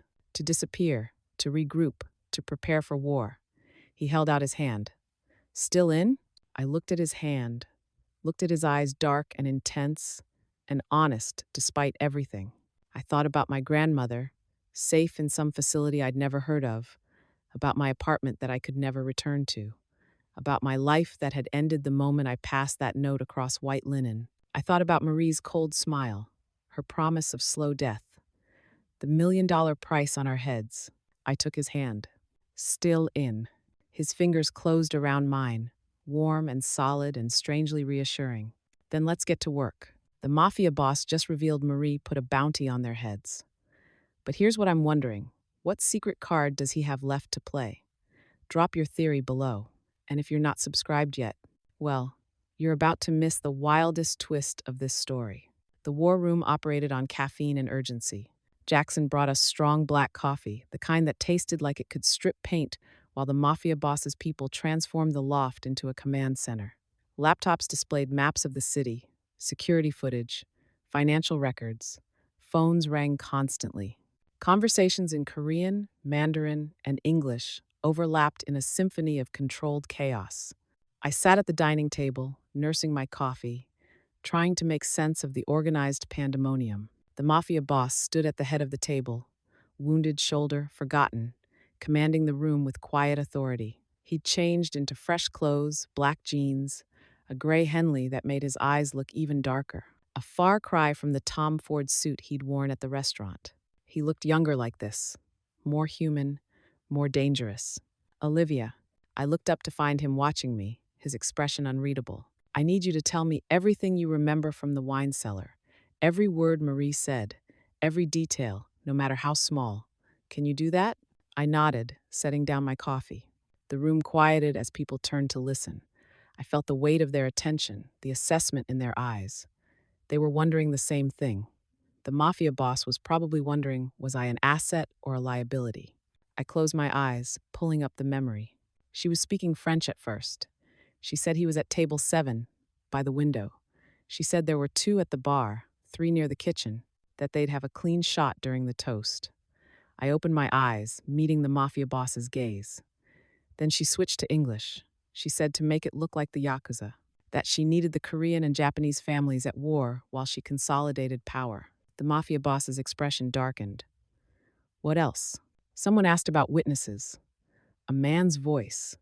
She said collateral damage, that a few dead socialites would make it look more authentic, that the police would write it off as gang violence. Sarah, who I now knew was a former prosecutor, turned legal advisor for the Korean families, typed rapidly on her laptop. That confirms she has police on her payroll, probably precinct captains, maybe higher. We're talking about Captain Richard Brennan from the 19th Precinct. He's been taking payments from the Calabrese family for years. And possibly Deputy Commissioner Angela Torres, though that's harder to prove. Captain Brennan, I would learn, was a third-generation cop who'd watched his father and grandfather take bribes and decided the family tradition was worth continuing. Torres was more complicated, a reformer who'd started with good intentions but got compromised when the Volkovs threatened her daughter. Now she fed information to Marie in exchange for her family's safety. What about her plans after? The mafia boss asked me. Did she mention anything about what comes next? I thought back, trying to remember exact phrases through the haze of fear. She mentioned your family's territory, your connections. She said she didn't want to marry into your empire. She wanted to own it. Ambitious, someone muttered. Stupid, the mafia boss countered. You don't consolidate that kind of power overnight. She'd need allies, financial backing, political protection beyond what she already has. He turned to Sarah. Pull up Marie's financial records for the last 2 years. Look for large transactions, shell companies, anything that suggests she's been building a war chest. Sarah's fingers flew across the keyboard. Already on it. A man in his 40s, gray at the temples, expensive watch, commanding presence, leaned forward. This was Raymond Gray, the mafia boss's chief financial officer and second in command. Gray had started as a street enforcer in his 20s, but he'd been smart enough to go to night school for accounting. Now he managed the legitimate fronts that kept the Korean operations running: restaurants, import divided by export businesses, real estate holdings. He was the bridge between the criminal world and the legal one, and he was very good at walking that line. What about her pharmaceutical company? Gray asked. That's her legitimate front. If we can prove it's being used for money laundering. Federal case, the mafia boss interrupted. FBI jurisdiction, which means we need evidence that's admissible in court. Everything by the book. Since when do you care about court admissibility? Gray's skepticism was clear in his voice. Since I decided to destroy her legally instead of just killing her. The mafia boss's eyes swept the room. Marie thinks she's untouchable, that her money and connections put her above the law. I'm going to prove her wrong. I'm going to watch her empire crumble in federal court. Watch her get dragged out in handcuffs while every society page and news outlet broadcasts her fall. The room was silent. That's cold, someone finally said. That's justice. His voice was hard. She killed my parents, tried to kill me, put a price on an innocent woman's head. She doesn't get a quick death. She gets humiliation, exposure, life in a federal prison where her money means nothing and her name is just another inmate number. I understood then what Dr. Zhao had meant. The mafia boss wasn't conventionally good, but he operated by a code: honor, debts, and a sense of justice that, while twisted, was still recognizable. The recording, I said suddenly, the one you played at the restaurant, of Marie planning the hit. Where did that come from? The mafia boss's eyes met mine. Lejardin's security system. They record everything audio and video. I hacked it 3 weeks ago when I started suspecting something was off about the engagement. So you had proof she was planning to kill you, and you still went to that restaurant? I needed her to commit, to put her people in position, to give me enough evidence for a federal case. His expression was grim. I was going to survive the hit, obviously, and then turn over everything to the FBI. Clean, legal, airtight. Your note just moved up the timeline. You were using yourself as bait. I was controlling the battlefield. He pulled up a chair next to me, sitting with the careful movements of someone in pain. Marie's been careful for 2 years. Smart, covering her tracks. I needed her to make a mistake, to commit to something big and public that I could document. The engagement assassination was that mistake. Sarah looked up from her laptop, her eyes widening. I found something. A shell company registered in the Cayman Islands, Meridian Holdings, LLC. Atkins Pharmaceutical funneled $15 million through it over the last 18 months. The company's registered owner is... She paused, her face going pale. It's registered to a holding company owned by the Volkov family. The room erupted. The Volkovs? Jackson's voice cut through the chaos. The Russian syndicate? Marie's working with the Russians? The Volkov family, led by Dmitry Volkov, a former KGB operative who'd built a criminal empire after the Soviet Union collapsed, controlled drug trafficking, weapons smuggling, and human trafficking throughout the eastern seaboard. They'd been trying to break into New York's organized crime structure for decades, but the established families, Korean, Italian, Chinese, Irish, had kept them out through a fragile network of alliances and mutual deterrence. Not just working with them, the mafia boss said quietly, his mind clearly racing through implications. She's partnered with them. That's how she planned to consolidate power. She kills me, starts a war between the Korean and Japanese families, and while everyone's bleeding out, the Russians move in to fill the vacuum, with Marie as their legitimate front. That's not just ambitious, Gray said slowly. That's a complete restructuring of organized crime in New York. Every family affected, every territory up for grabs. And she almost pulled it off. The Mafia boss stood, pacing despite his injury. If Olivia hadn't warned me, I'd be dead. The hit would have happened exactly as planned. The Yakuza would have been blamed, the war would have started, and Marie would be playing grieving widow while secretly orchestrating the biggest power shift this city has seen in 50 years. I felt sick. I'd known Marie was dangerous, but this was so much bigger than I'd understood. This wasn't just about killing one man. It was about reshaping an entire criminal ecosystem. So what do we do? I asked. The Mafia boss stopped pacing, his eyes distant as he calculated. We expose the Russian connection. We document the money trail. We prove Marie was planning a coordinated hit that would destabilize multiple crime families. And we hand it all to the FBI on a silver platter. The FBI won't protect us while they build their case, Sarah pointed out. Marie has $1 million bounty on you, $500,000 on Olivia. Every criminal in the city will be hunting them. Then we make sure they can't be found. The Mafia boss turned to Jackson. How many safe locations do we have that Marie doesn't know about? 4, maybe 5 if we count the place in Newark. Not enough. She'll find them eventually. His jaw clenched. We need to leave the city. The room went quiet. Leave? I repeated. For how long? However long it takes to build an airtight case and get Marie arrested. He looked at me, his expression serious. Could be weeks. Could be months. But we can't stay in New York. Not with that price on our heads. Where would we go? I have a place. Upstate. Off-grid. Secure. He held my gaze. It's isolated. No neighbors. No internet connection unless we want one. Basic amenities, but nothing fancy. It's where I was planning to hide if the restaurant hit had gone differently. A cabin in the woods, I said flatly. More or less. With you. And a rotating security detail. Jackson and his team will come in shifts. Sarah will coordinate intelligence remotely. Dr. Zhao will check on us weekly. His expression softened slightly. You won't be trapped alone with me, if that's your concern. You'll be safe. I thought about my grandmother, already relocated to a facility I'd never seen, about my apartment that I could never return to, about my roommate Jasmine, who probably thought I'd been caught in the restaurant shooting, about my entire life suspended in amber while I hid in the woods with a man I'd known for less than 6 hours. Do I have a choice? You always have a choice. His voice was quiet but firm. You can stay in the city. We'll provide protection, money, a new identity. You can disappear into witness protection before Marie's people find you. Start over somewhere else. Alone.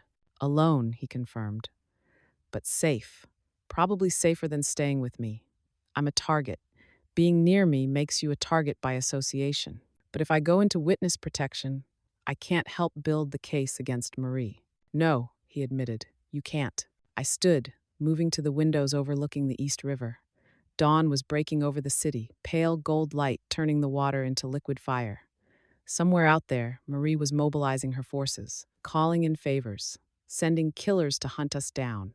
Somewhere out there, my grandmother was waking up in a strange facility, confused and frightened, wondering where her granddaughter was. Somewhere out there, my old life continued without me, Jasmine, my job, my plans for nursing school, all of it, suddenly as distant as a dream. Your grandmother will be taken care of, the Mafia boss said quietly, appearing beside me. I've arranged for someone to explain the situation, to stay with her, to make sure she has everything she needs. She'll think you're traveling for work, a nursing opportunity you couldn't pass up. She won't know you're in danger. You've thought of everything. I've survived this long by thinking of everything. He stood close enough that I could feel the warmth radiating from him, smell the clean scent of soap and something darker. Gunpowder, maybe, or just danger made tangible. I'm offering you protection, Olivia. Nothing more. If you come with me, it's purely practical. A safe place until the threat is neutralized. Purely practical, I repeated, not quite believing him. Yes. I turned to face him. This close, I could see the exhaustion in his eyes, the pain he was trying to hide, the weight of responsibility he carried. He'd lost his parents to the woman he'd almost married, had spent 2 years not knowing he was sleeping beside their killer, and now he was offering to protect a stranger because she'd passed him a note. "I'll come," I said, "to the cabin.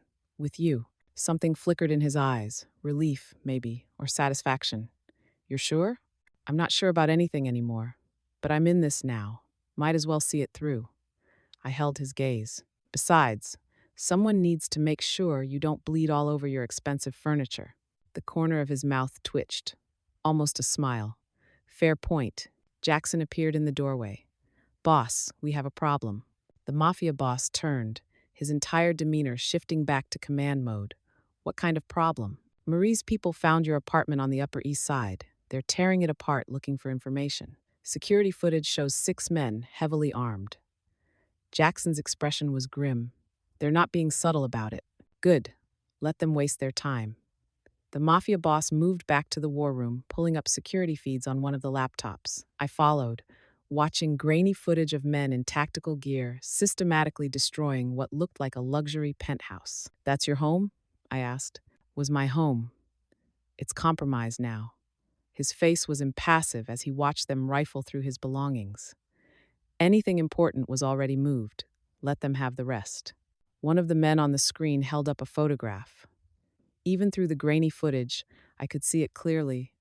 A family photo. The Mafia boss with an older couple who had to be his parents. They were smiling, happy, whole. The man tossed the photograph aside carelessly. The Mafia boss's jaw clenched, but his voice remained steady. "Sarah, make sure that footage is backed up. Document the break-in. Add it to the evidence file." "Already done," Sarah said quietly. Gray checked his watch. "Sun's up. Streets will be busy soon. If we're going to move, now's the time. Rush hour provides cover." "Agreed." The Mafia boss turned to me. "Pack light. We leave in 20 minutes." "Pack what?" "I don't have anything. Jackson will provide essentials.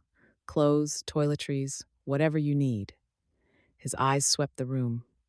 "Sarah, you're in charge of intelligence gathering while I'm off-grid. Document everything. Build the case. Coordinate with our federal contacts, but don't reveal our location. Gray, you're managing operations in the city. Business continues as normal. Let everyone think I'm dead or hiding. It'll make Marie overconfident." Gray, who'd been the Mafia boss's mentor when he first entered the family business, teaching him how to launder money through legitimate fronts and build the empire his father had started, nodded. "And when Marie comes after our businesses, let her try. Every move she makes is evidence. Every threat she issues is documented. Let her hang herself with her own rope." The Mafia boss's smile was cold. "She wants a war. I'm going to give her a trial." The room mobilized people gathering equipment, making calls, coordinating logistics with military precision. I stood in the center of it all, feeling simultaneously essential and utterly useless. Jackson appeared with a duffel bag. "Clothes, your size, I think. Also phone, charger, personal items. Cash in an envelope, fake ID in case you need it." I took the bag, hefted its weight. "Thank you." "Don't thank me yet. The cabin is." He paused, searching for words. "Basic, uncomfortable, isolated. You'll hate it." "Sounds perfect." He almost smiled. "You're either very brave or very crazy." "I still haven't decided which," I said, echoing the Mafia boss's words from the restaurant. This time Jackson did smile. "You'll fit in." 20 minutes later, we were in a different car, a nondescript Honda that could disappear into traffic without a second glance. The Mafia boss drove, despite his injured shoulder, his movements careful but competent. Jackson sat in the passenger seat, weapon visible, eyes constantly scanning for threats. I sat in the back with the duffel bag, watching the city slide past the windows. Manhattan giving way to outer boroughs, giving way to suburbs, giving way to highway. The landscape transforming from concrete and glass to trees and open sky. Signs for towns I'd never heard of, rest stops I'd never visited. A world beyond the city, limits that I'd forgotten existed. "Where exactly is this cabin?" I asked after an hour of silence. "Adirondacks. About 4 hours north. Near Lake George, but far enough from civilization that you can't see neighbors." The Mafia boss's eyes met mine in the rearview mirror. "It's where my mother grew up. She left it to me. Marie doesn't know it exists." Your mother was from upstate New York? Small town, rural. She hated the city but moved there for my father. His voice carried an edge of something that might have been grief. She always said if things got bad, we should go to the cabin, disappear into the mountains. She was right, turns out. I'm sorry, I said quietly. About your parents. So am I. His eyes returned to the road. But being sorry doesn't bring them back, doesn't punish their killer. Action does. Evidence does. Justice does. We drove in silence after that, the city falling away behind us like a memory. I must have dozed off at some point because I woke to Jackson gently shaking my shoulder. We're here. I blinked, disoriented. Outside the windows, the world had transformed. Dense forest pressed in on both sides of a narrow dirt road. Mountains rose in the distance, their peaks still touched with early snow. The air smelled different, clean, sharp, empty of the city's constant perfume of exhaust and humanity. The cabin appeared through the trees like something from a postcard. Log construction, wide porch, stone chimney, surrounded by forest and silence and absolute isolation. The Mafia boss killed the engine. In the sudden quiet, I could hear birds whine through trees. Nothing else. No traffic. No sirens. No voices. Welcome to the end of the world, he said, opening his door. Let's hope we survive long enough to return to civilization. I climbed out of the car, my legs stiff from the drive, and stared at the cabin that would be my home for God knew how long. The trees seemed to close in around us, the forest a living wall that separated us from everything and everyone. We were alone now, truly alone. And somewhere out there, Marie was hunting. They just arrived at the most isolated place imaginable. But something tells me the real danger isn't what's hunting them from outside. It's what's building between them inside those cabin walls. What do you think happens when two people who saved each other's lives are forced into close quarters with nowhere to run? The cabin was exactly what Jackson had promised: basic, uncomfortable, and isolated. One main room served as kitchen, dining area, and living room. A stone fireplace dominated one wall, cold and dark. Two bedrooms branched off the main space, both small, both Spartan. One bathroom with a shower that had probably been installed in the 1970 seconds. No television, no internet router. Just a landline phone that the Mafia boss immediately unplugged. Cell service? I asked, checking my phone. 1 bar if you're lucky. 2 if you stand on the porch at exactly the right angle. He dropped his bag on the couch, wincing as the movement jarred his shoulder. The isolation is the point. Nobody can track us here. Nobody can find us here. We're ghosts. Jackson did a sweep of the property, checking perimeter, testing locks, setting up motion sensors that would alert us to any approach. I watched him work with professional efficiency, transforming the rustic cabin into a secure location. I'll be back in 3 days, Jackson said when he finished. Food's in the kitchen. Propane tank is full. Firewood is stacked on the north side. You have everything you need. Except civilization, I muttered. Jackson almost smiled. Civilization is what's trying to kill you. This is better. He left in the Honda, disappearing down the dirt road until even the sound of the engine faded into forest silence. And then it was just the Mafia boss and me. In a cabin? In the woods. For however long it took to build a federal case against a woman who wanted us dead. I'll take the smaller bedroom, I said, breaking the silence. You'll take the larger one. It has better light, a more comfortable bed. He moved to the fireplace, began arranging kindling with his good hand. I don't sleep much anyway. Your shoulder will heal. It's a through and through. Clean. Dr. Zhao did good work. He struck a match, held it to the kindling. I've had worse. That's not reassuring. It wasn't meant to be. The kindling caught, flames spreading to larger logs. This is my life, Olivia. Violence, injury, survival. You signed up to witness it when you wrote that note. Might as well get comfortable with the reality. I dropped my duffel bag on the couch, suddenly exhausted. The adrenaline that had carried me through the last 12 hours was gone, leaving nothing but bone-deep fatigue and the surreal feeling that I was living someone else's life. I need to call my grandmother, I said. No. His voice was flat. No calls. No contact. Jackson said he'd handle it. Your grandmother thinks you're on a work trip. Keep it that way. She'll worry. She'll worry more if she knows the truth. That her granddaughter is hiding in the mountains because a pharmaceutical heiress put a bounty on her head. He stood, brushing soot from his hands. Jackson's people will check on her daily, send updates. She's fine. You need to let it go. Let it go, I repeated, anger flaring. My entire life just imploded. I can't go home, can't see my grandmother, can't contact anyone I know. And you want me to just let it go? Yes. He turned to face me, his expression hard. Because the alternative is Marie's people tracking that call, triangulating our position, sending a team to this cabin to finish what they started. Is that what you want? I wanted to scream, to throw something, to demand that he take me back to the city, drop me at witness protection, let me disappear into some anonymous life where at least I'd have agency. But he was right. Any contact with my old life was a thread Marie could pull, a weakness she could exploit. So I swallowed my anger, picked up the duffel bag, and walked to the larger bedroom without another word. The room was simple queen bed with a patchwork quilt, dresser that had seen better decades, window overlooking dense forest. But it was clean and warm and, most importantly, had a door I could close. I shut that door, dropped the bag on the bed, and finally let myself fall apart.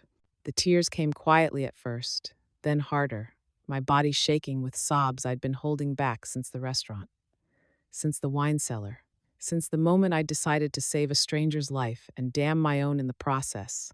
I cried for my grandmother Evelyn Brooks, who'd sacrificed everything to raise me and now sat confused in some facility because of my choice. I cried for Jasmine, my roommate, who probably thought I was dead. I cried for my job, my apartment, my plans for nursing school, all of it gone, erased, irrelevant. I cried until I had nothing left, until exhaustion pulled me under like a wave and I collapsed on the bed fully clothed. When I woke, the light had changed, afternoon sun slanting through the window at a different angle. I could smell something cooking, hear the crackle of the fire. I washed my face in the tiny bathroom, changed into clean clothes from the duffel bag jeans that fit surprisingly well, a soft sweater in deep blue. Whoever Jackson had sent shopping had good taste. When I emerged, I found the Mafia boss in the kitchen, cooking with one hand while his injured arm hung at his side. You cook? I asked. I survive. Sometimes that includes cooking. He gestured to the stove where something that looked like soup simmered. My mother insisted I learn, said a man who couldn't feed himself was a man who couldn't be trusted. Smart woman. She was. He ladled soup into 2 bowls, set them on the small dining table. Eat. You haven't had anything since yesterday. I realized he was right. I couldn't remember the last time I'd eaten. The soup was simple vegetables, broth, rice, but it tasted like the best thing I'd ever had. We ate in silence, the only sounds, the crackling fire and the distant call of birds outside. I'm sorry, the Mafia boss said finally, setting down his spoon. About earlier. I was harsh. You have every right to be angry about this situation, but not to compromise our security by making phone calls. No, not that. He met my eyes. But you're allowed to grieve what you've lost. This isn't your world. You were forced into it. That's not fair. Life isn't fair. I took another bite of soup. My mother died when I was 8. My father took off before I was born. My grandmother raised me on a cashier's salary while fighting diabetes and arthritis. I learned pretty early that fair is a fairy tale. Your mother, he said quietly. How did she die? Car accident. Drunk driver ran a red light. She died on impact. I stared into my soup, seeing that day with perfect clarity. I was in the back seat, walked away with a concussion and nightmares that lasted years. The drunk driver got 3 years, served 18 months. That's not justice. No, it's not. I looked up at him. But it's the system we have, the same system you're trusting to take down Marie. The system works when you have evidence, when you have witnesses, when you have resources to navigate it. His expression was serious. Marie thinks she's above that system. I'm going to prove she's not. And if the system fails, if she walks, his smile was cold. Then I'll handle it differently. But I'm giving the law its chance first. For my mother. She believed in doing things the right way, even when the wrong way was easier. I understood then what drove him. Not just revenge, but honoring his mother's memory, proving that her belief in doing things the right way wasn't naive. We spent the rest of the afternoon in quiet preparation. He showed me the perimeter sensors, the emergency protocols, the escape routes if the cabin was breached, treated me like an equal partner instead of someone to be protected. As the sun set, painting the forest in shades of amber and shadow, I stood on the porch, watching darkness claim the mountains. The Mafia boss appeared beside me, 2 mugs of coffee in hand. He offered me one. "Thank you," I said, accepting it. "For everything. For protecting my grandmother. For not treating me like I'm helpless." "You're not helpless. You're untrained. There's a difference." He sipped his coffee. "My mother used to say the most dangerous thing you can do to someone is convince them they're weak." "You're not weak, Olivia. You're just learning to be dangerous." "Learning to be dangerous," I repeated. "Is that what this is?" "That's what survival requires in my world." He looked at me, his eyes dark in the fading light. "You saved my life with intelligence and courage. Now I'm teaching you how to keep saving it, yours and mine both." A comfortable silence settled between us, broken only by forest sounds and the distant cry of an owl. "What happens tomorrow?" I asked. "Tomorrow we train, we prepare. We wait for Sarah to build the case." He turned to face me fully. "And we survive. Together." That word "together" hung in the air between us, heavy with implications neither of us wanted to examine. But as we stood there in the mountain darkness, coffee warming our hands, the forest breathing around us, I realized something terrifying. I wasn't just hiding with him. I was starting to trust him. And in a world where trust was currency and betrayal was common, that might be the most dangerous thing of all. Here's what nobody's asking yet: what happens when the hunter becomes the hunted? Marie's got a million reasons to find them. But I'm betting the Mafia boss has one card left that'll flip this entire game. Think you know what it is? The attack came on the 4th night. I'd been asleep dreaming of the restaurant, of crystal glasses shattering in slow motion when the alarm shattered the silence. Not the motion sensors. Something else. More urgent. Gunfire. I was out of bed before conscious thought, grabbing the weapon the Mafia boss had insisted I keep on the nightstand. My hands moved on autopilot, checking the chamber, flicking off the safety, exactly as he'd taught me over the past 3 days. The Mafia boss burst through my door, weapon drawn, his face carved from stone. "Stay behind me. Move only when I say move." "What's happening?" "They found us." He moved to the window, staying low. "At least 8 hostiles, maybe more. Professional operation. They disabled the outer cameras before approaching." "Marie's people? Or the Volkovs she's partnered with? Does it matter?" He fired twice through the window, controlled precise shots at targets I couldn't see. "Jackson's team is engaged on the perimeter, but they're outnumbered." More gunfire erupted outside.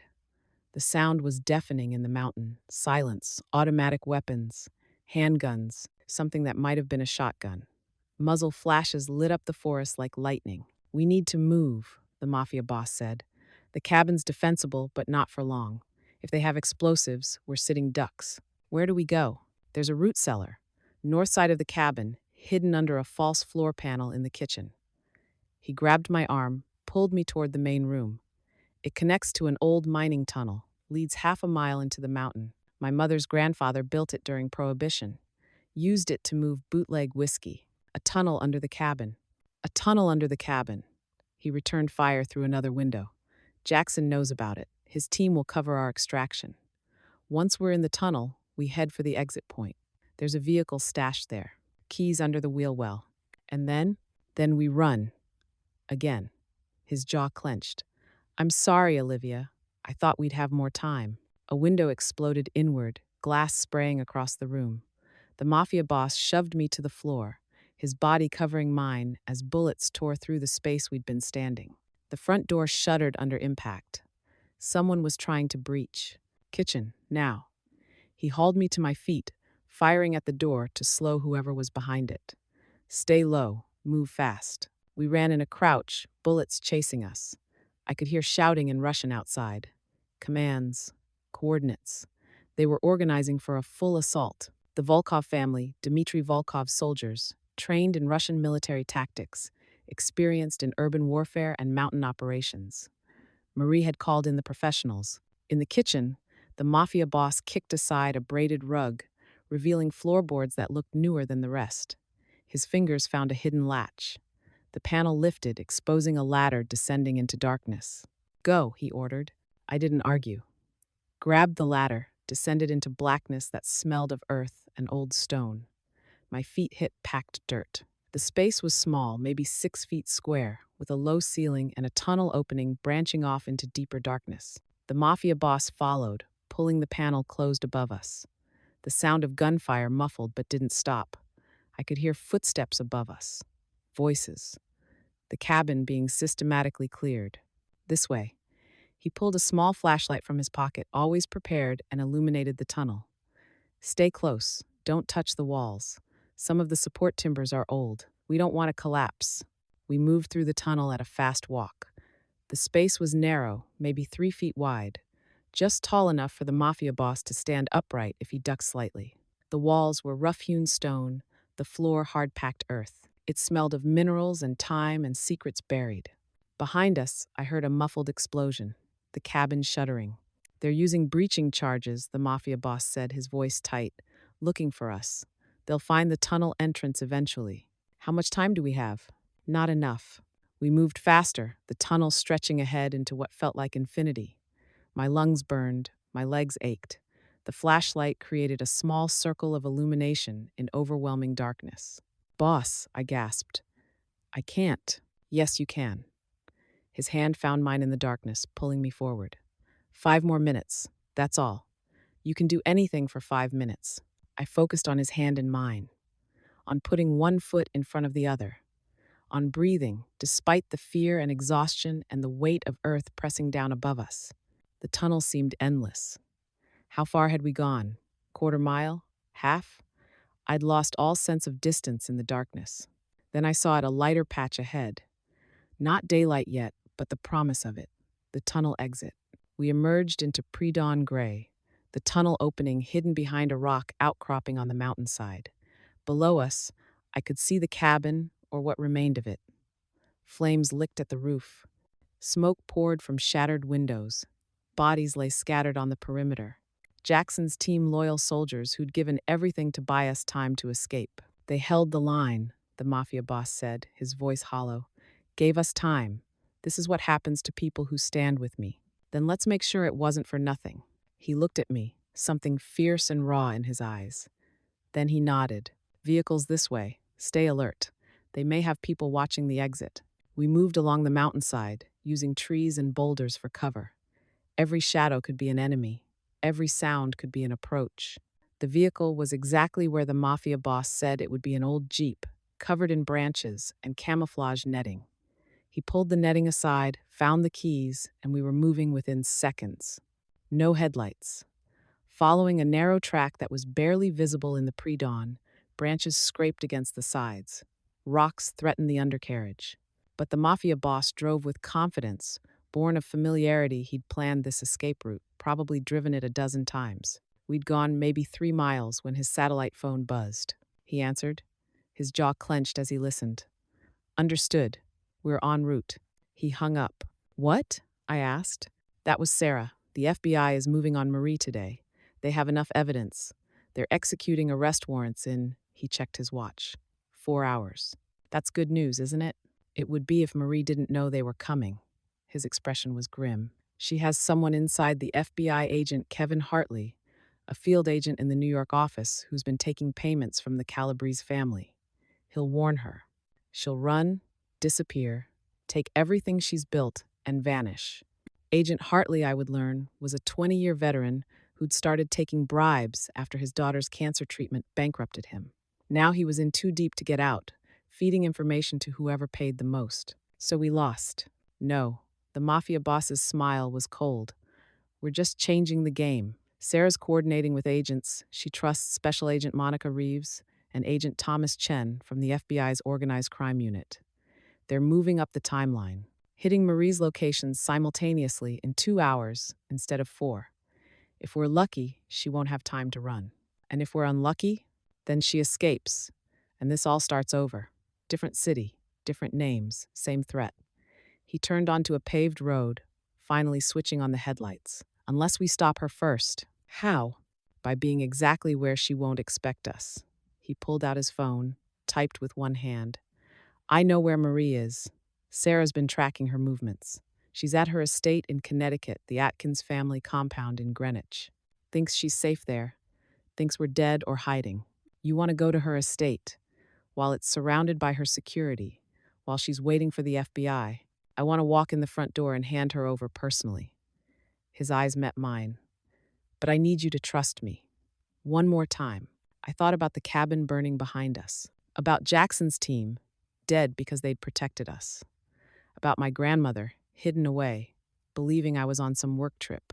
I trust you, I said. He nodded once, shifted gears, and drove toward the sunrise like we were racing the dawn itself. The cabin's gone, Jackson's team is dead, and they're about to walk straight into the lion's den. But something tells me the Mafia boss has been planning this moment since the second he read that note. Question is, will Marie see it coming before it's too late? 2 hours later, we sat in a rental car 3 blocks from Marie's Connecticut estate. The Mafia boss had made calls during the drive coordinating with Sarah, with Special Agent Monica Reeves and Agent Thomas Chen from the FBI's Organized Crime Unit, with people whose names I didn't recognize. Special Agent Reeves, I learned, was a 15-year veteran who'd watched too many cases get buried by corruption. She'd been building a file on Marie for 18 months, waiting for the evidence she needed. Agent Chen was her partner, a former prosecutor who understood how to make cases stick in court. The plan was insane. Brilliant and insane in equal measure. The FBI hits at exactly 7 a.m., the Mafia boss explained, showing me the timeline on his phone. Simultaneous raids on Marie's pharmaceutical company offices in Manhattan, her warehouse facilities in New Jersey, her known associates throughout the tri-state area. She'll hear about it within minutes. Her security will lock down the estate, preparing for siege. But they won't be expecting us to walk in first. Exactly. We go in at 6:45, while they're still on normal alert, before the panic sets in. His eyes held mine. I have credentials that will get us past the gate. Former business partner, bringing documents that need immediate signature. Marie's paranoid, but she's also arrogant. She'll want to know what I'm offering, why I'm still alive when she paid a fortune to have me killed. This is insane, completely. He handed me a weapon smaller than the one from the cabin, easily concealed. But it's our only shot. Once the FBI moves, Marie goes underground. We'll never find her. Never get justice for my parents, for Jackson's team, for everyone she's destroyed. Jackson Park, the loyal soldier who'd grown up 3 blocks from the Mafia boss, who'd considered him more brother than boss, who died defending a cabin in the mountains so we could escape. His sacrifice deserved justice. So we walk into the lion's den. We walk into the lion's den. We record everything she says, every confession, every threat, every piece of evidence. And then we walk out with her in custody, gift wrapped for the FBI. You make it sound simple. It won't be. His hand found mine, squeezed. If something goes wrong, if she makes us, if her security reacts, you run. Don't try to be a hero. Don't try to save me. You just run and let Sarah's people extract you. Understand? I understand. I held his gaze. But I'm not running. Not again. We started this together. We end it together. Something flickered in his eyes, fear, maybe, or something deeper. Something that looked dangerously like the feelings neither of us had acknowledged. You're impossibly stubborn. I learned from the best. His mouth twitched. Almost a smile. Then his expression sobered. If we survive this, when we survive this, he corrected, we need to talk. About what happens next. About us. Us? There isn't us, Olivia. We both know it. This stopped being just protection weeks ago. He struggled with words. I need you to know that whatever happens in there, whatever I have to do, it's not who I want to be anymore. You make me want to be something different, something better. My throat tightened. We survive first, then we talk about what we are. Deal? Deal. He released my hand, checked his watch. 6:35. Time to go. We approached the estate gates in a rented Mercedes, expensive enough to belong, generic enough to be forgettable. The Mafia boss had changed into a suit that had been waiting in the trunk, transformation from fugitive to businessman complete. I wore a professional dress and heels, my hair pulled back, playing the role of assistant. The weapon was a hard weight against my ribs, concealed in a holster designed specifically for this. The guard at the gate approached, suspicious but professional. The mafia boss handed over a business card real legitimate, identifying him as a consultant for a Korean investment firm called Pacific Century Holdings. I have a meeting with Miss Atkins, time-sensitive documents requiring immediate signature. The guard spoke into his radio, waited. Tension coiled in my stomach. Miss Atkins wasn't expecting you. She wasn't expecting these documents either. The mafia boss's smile was pleasant with an edge. But I doubt she wants her Russian partners, the Volkov family, specifically to know she's been skimming from their operation. The choice, of course, is hers.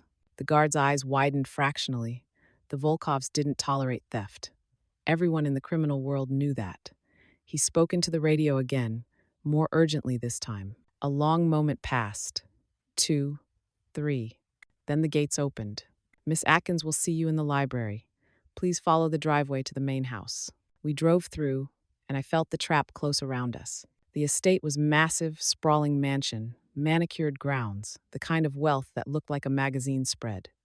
Security was visible, but not overwhelming. Normal alert level, just as the mafia boss had predicted. A butler, an older man named Stevens, who'd worked for the Atkins family for 30 years, who knew exactly what kind of woman Marie was, but served her anyway because loyalty was a habit he couldn't break, met us at the door. He led us through hallways, lined with expensive art, to a library that looked like something from a period drama. Floor-to-ceiling books, leather furniture, a fireplace crackling with unnecessary fire. And Marie. She sat behind a massive mahogany desk, wearing casual elegance, cashmere sweater, pearls, her hair perfect despite the early hour. She looked like she'd been expecting us, like she'd planned this entire scenario. Well, Marie said, her voice poisoned, sweet.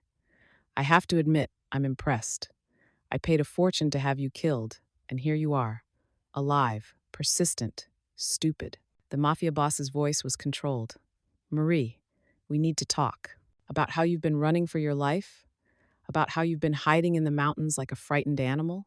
She stood, moved around the desk. Or perhaps about your little waitress. Is she here? I so wanted to meet the woman who cost me a very expensive hit squad. She's here, I said, stepping forward.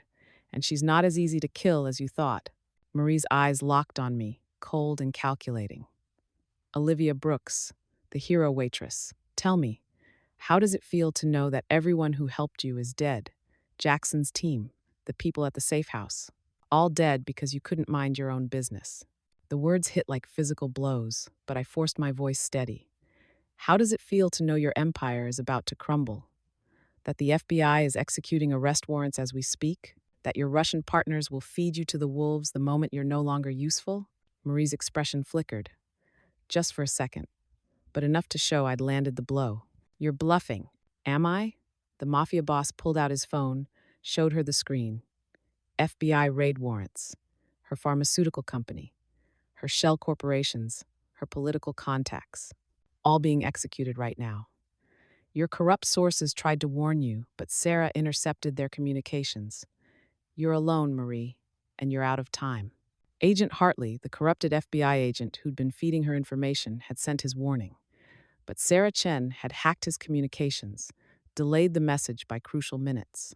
Marie was finding out about the raids in real time, with no chance to run. Marie's hand moved toward her desk drawer. The mafia boss's weapon appeared faster, trained on her chest. Don't. You won't shoot me. Not here. Not with my security right outside. But her voice wavered. Try me. His eyes were cold. You killed my parents. Tried to kill me. Put a bounty on an innocent woman. You think I won't put a bullet in you right here? Sirens wailed in the distance. Getting closer. Marie's face went white. What did you do? I called in the FBI. Special agents Reeves and Chen. Gave them your location. Told them you were a flight risk. The mafia boss's smile was vicious. They're probably 2 minutes out. So you have a choice. Come with us quietly. Let us hand you over. Cooperate, and maybe get something less than life in prison. Or try to run and get gunned down by federal agents on your own property. The sirens were louder now. Multiple vehicles surrounding the estate. Marie's hand moved again, faster this time. She pulled a weapon from the drawer, aimed it at me. If I'm going down, she's coming with me. Everything slowed. I saw the mafia boss start to move, trying to intercept. I saw Marie's finger tighten on the trigger, and I moved. Not backward, forward, inside her guard, exactly as he'd taught me. My hand caught her wrist, twisted hard. The gun discharged, deafening the bullet, going wide, punching through the window behind me. I drove my knee into her stomach, used her momentum, and threw her to the ground exactly as we drilled 100 times. The weapons skittered across the floor. Marie lay gasping, shocked, defeated. "That's for Jackson," I said. "And everyone else you destroyed." The library door burst open. FBI agents in tactical gear flooded in, weapons raised. "Federal agents, nobody move." The Mafia boss slowly lowered his weapon, hands visible. I stepped back from Marie, arms raised. "We're witnesses," the Mafia boss said calmly. "We want to cooperate fully. Everything we know, everything we've recorded." Special Agent Monica Reeves, a woman in her 40s with steel gray hair and eyes that had seen too much corruption, assessed the situation. "You're both coming to the field office. Voluntarily?" "Voluntarily," the Mafia boss confirmed. Marie was hauled to her feet, handcuffed, her perfect facade finally cracked. She looked small suddenly, human, defeated. "This isn't over," she hissed as they led her past us. "No," the Mafia boss said quietly, "but it's a start." We watched her being led away, the woman who'd killed his parents, who'd tried to destroy us both, who'd built an empire on corruption and violence. And for the first time in weeks, I felt like I could breathe. They got her. Marie's in handcuffs, and the Mafia boss just handed over everything to the FBI. But here's what's keeping me up at night. What happens when two people who built their entire relationship on survival suddenly don't have to survive anymore? Drop your prediction below. The FBI field office in Hartford was exactly what I'd expected: fluorescent lights, institutional furniture, the smell of bad coffee, and bureaucracy. The Mafia boss and I sat in separate interview rooms for 6 hours, telling our stories to agents who recorded every word. I walked them through the wine cellar, the note, the restaurant shooting, the cabin, the tunnel escape, everything. When they finally let me out, the Mafia boss was waiting in the hallway. He looked exhausted, his wounded shoulder clearly bothering him despite his attempts to hide it. "They're charging her," he said without preamble. "Murder, conspiracy to commit murder, money laundering, racketeering, conspiracy with the Volkov family to destabilize organized crime structures. The evidence we provided, combined with what Sarah's team gathered, is airtight. Marie's lawyers are already negotiating a plea deal. How long? 25 to life if she cooperates. Life without parole if she doesn't." His expression was grim satisfaction. "Either way, she'll die in prison. Powerless. Forgotten. Your parents have justice. Not the kind I wanted, maybe, but justice nonetheless." He looked at me, really looked at me, and something in his expression softened. "You threw yourself at a woman with a gun. You could have been killed. So could you. We're even." "We're not even close to even." He reached for my hand, hesitated.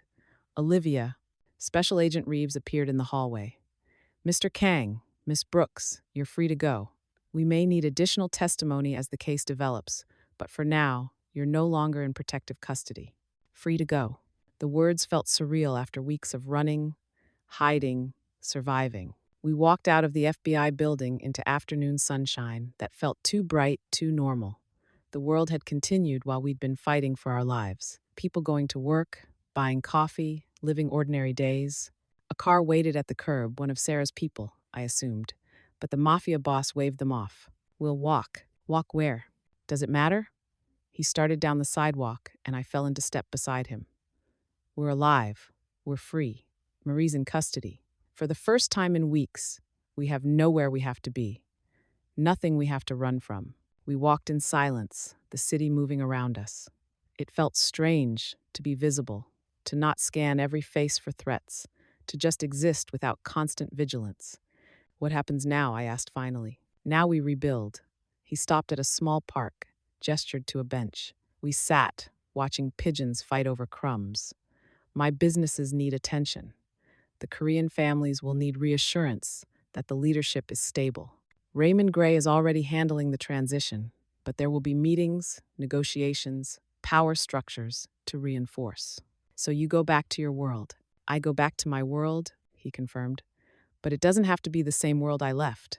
I can make changes, legitimize operations, move away from violence toward business. It's what my mother wanted, what I wanted before my father got sick. That's a good dream. It's more than a dream, it's a plan. He turned to face me. But it requires time, years probably. And it requires people I trust, people who see possibilities instead of just accepting what is. His eyes held mine, the implication clear. Are you offering me a job? I'm offering you a choice. His hand found mine, fingers intertwining. You can go back to your life, finish nursing school, return to your grandmother, resume the path you were on before you wrote that note. I'll make sure you're protected. Make sure Marie's remaining associates never find you. You'll be safe. Or, or you stay with me. Help me build something different, something that honors both our mothers, yours who believed in the system, mine who believed in doing things the right way. His thumb stroked across my knuckles. I can't offer you normal, Olivia. Can't offer you safe or easy. But I can offer you purpose, partnership, a chance to change something that desperately needs changing. My heart hammered. You're asking me to join your world permanently. I'm asking you to help me transform it.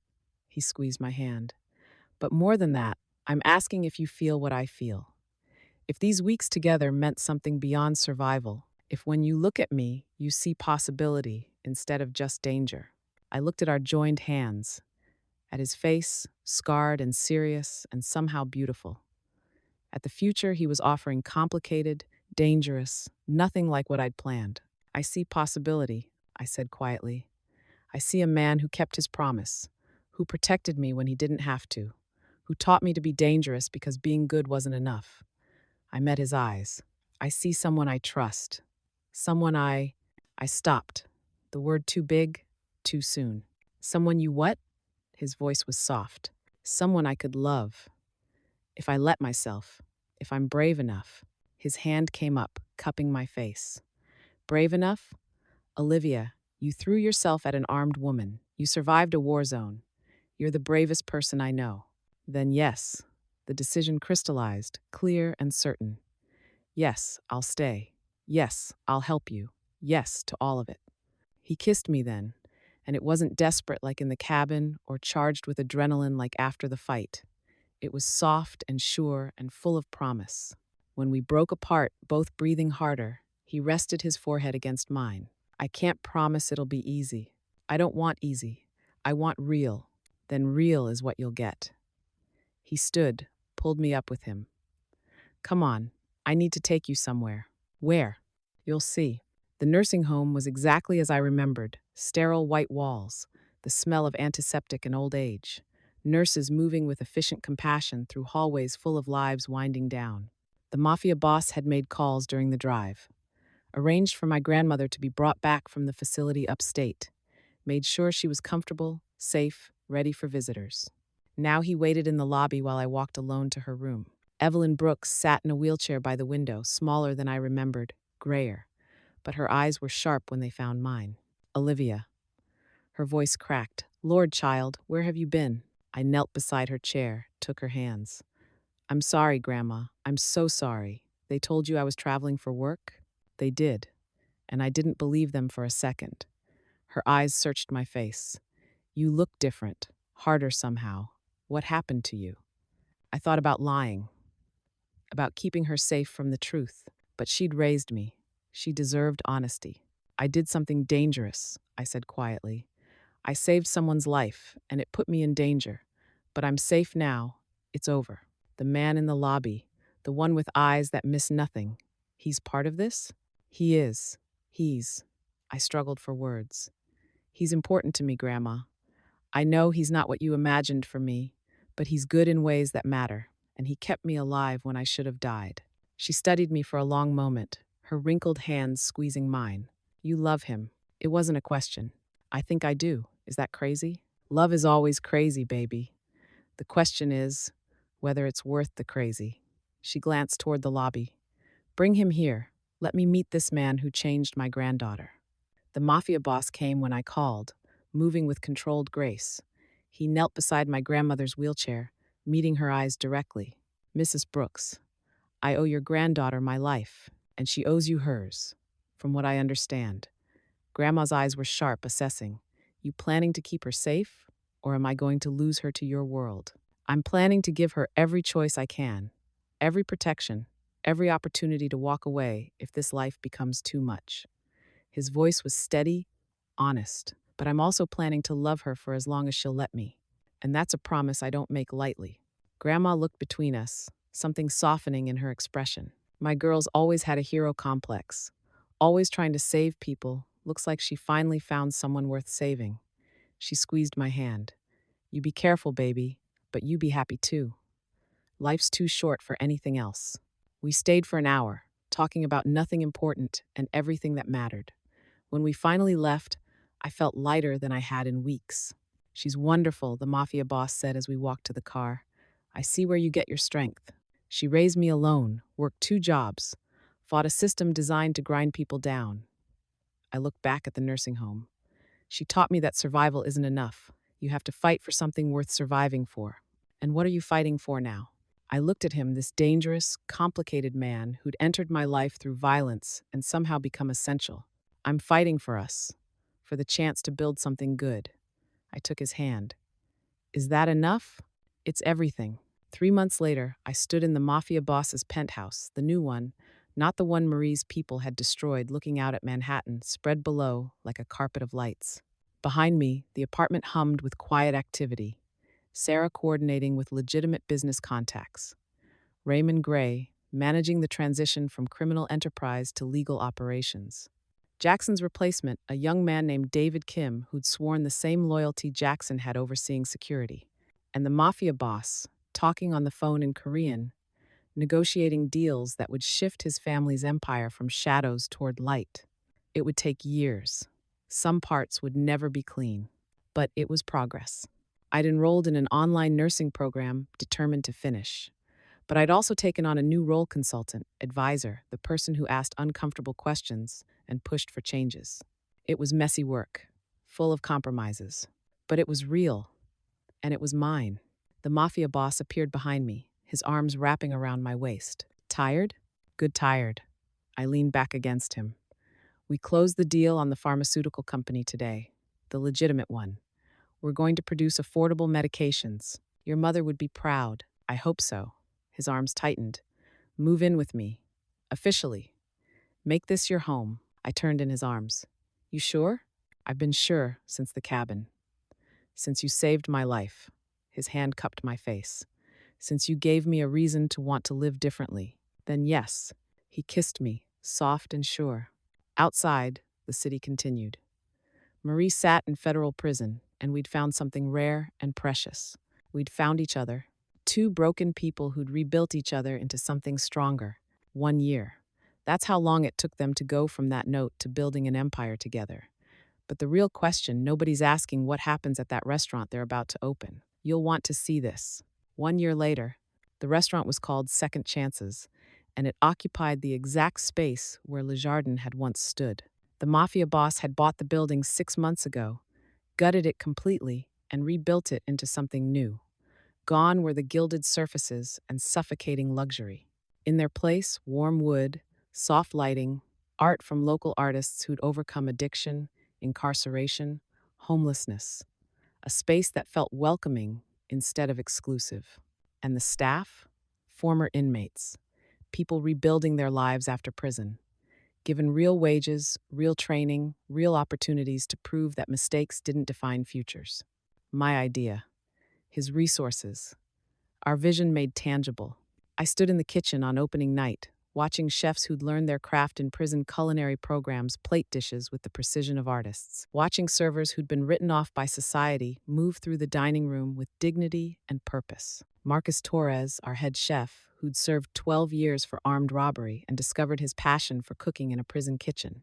Elena Ramirez, our sommelier, who'd been incarcerated for drug trafficking and now understood wine better than people who'd gone to expensive schools. Derek Williams, our front-of-house manager, who'd spent 8 years in federal prison for fraud and now ran operations with military efficiency. Each of them had been given a second chance.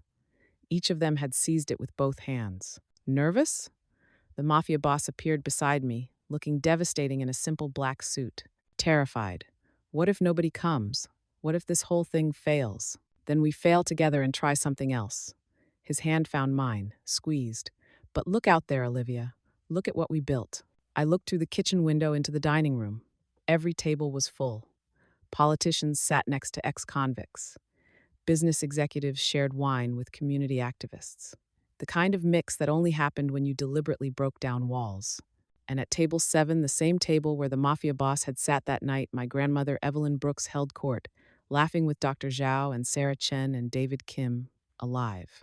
Thriving on the medications, the Mafia boss's pharmaceutical company, now called Brooks Kang Pharmaceuticals, now produced at cost. Raymond Gray sat at another table with Special Agent Monica Reeves and Agent Thomas Chen. The three of them engaged in animated conversation about justice reform. The FBI agents who'd helped bring down Marie had become unlikely allies in the Mafia boss's transformation efforts. "We did it," I whispered. "You did it. This was your vision. I just wrote the checks." The Mafia boss turned me to face him. "Do you know what today is? Opening night? It's also 1 year exactly since you saved my life." His eyes held mine, dark and intense and full of something that still made my heart stutter. 1 year since everything changed. Since I met the bravest, most stubborn, most beautiful woman I've ever known. "Stop. Let me finish." He reached into his pocket, pulled out a small box. "I know we've done everything backward, survived a war before our first date, built a business before building a relationship, but I want to do this one thing right." He opened the box, revealing a ring simple, elegant, with a stone that caught the kitchen lights. Not a diamond, an emerald, the same color as the necklace Marie had worn. But this stone represented something different: transformation, growth, beauty that came from pressure and time. "Olivia Brooks, will you marry me? Will you continue being my conscience, my partner, my reason for wanting to be better? Will you keep saving my life every single day just by being in it?" The kitchen had gone silent. Marcus, Elena, Derek, all the staff, everyone had stopped to watch. I looked at the ring, at his face, vulnerable in a way he rarely allowed, at the life we'd built from violence and survival and stubborn refusal to accept that the world couldn't change. "Yes," I said, and watched his expression transform. "Yes, to all of it. Always yes." He slipped the ring on my finger, kissed me while the kitchen erupted in applause and cheers, and for a moment, the world was perfect. Then the kitchen door burst open.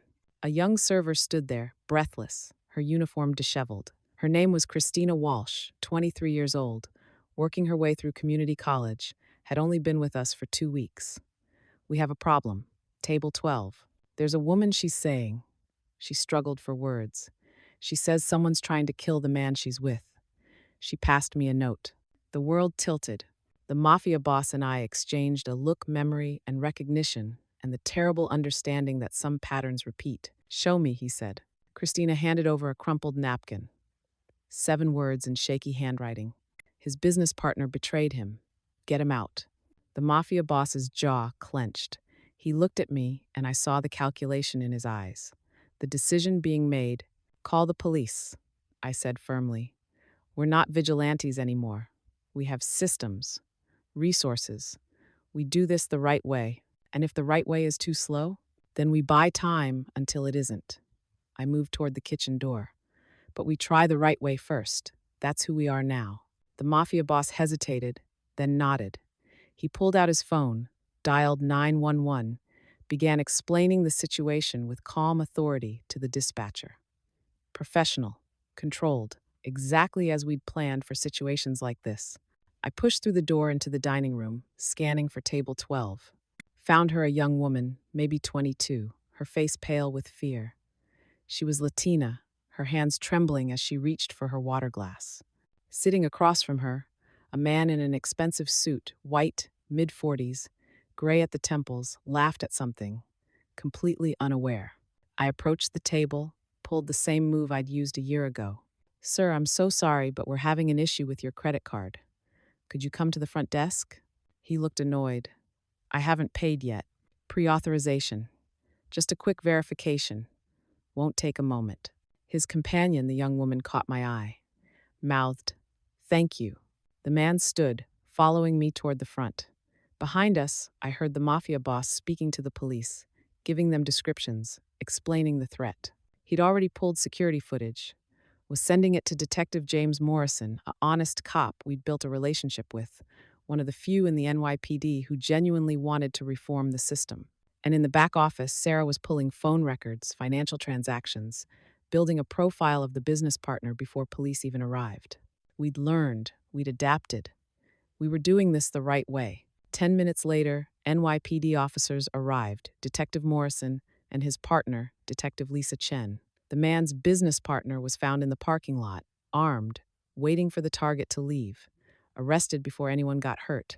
It was textbook, clean, legal, exactly how it should work. The young woman gave her statement, her hands shaking but her voice steady. Her name was Isabella Martinez, and she worked as an administrative assistant for the man she'd just saved, a real estate developer named Robert Chen, who had no idea his partner had been embezzling and planned to kill him to cover it up. "How did you know?" Isabella asked me after the police took her statement. "How did you know to believe me?"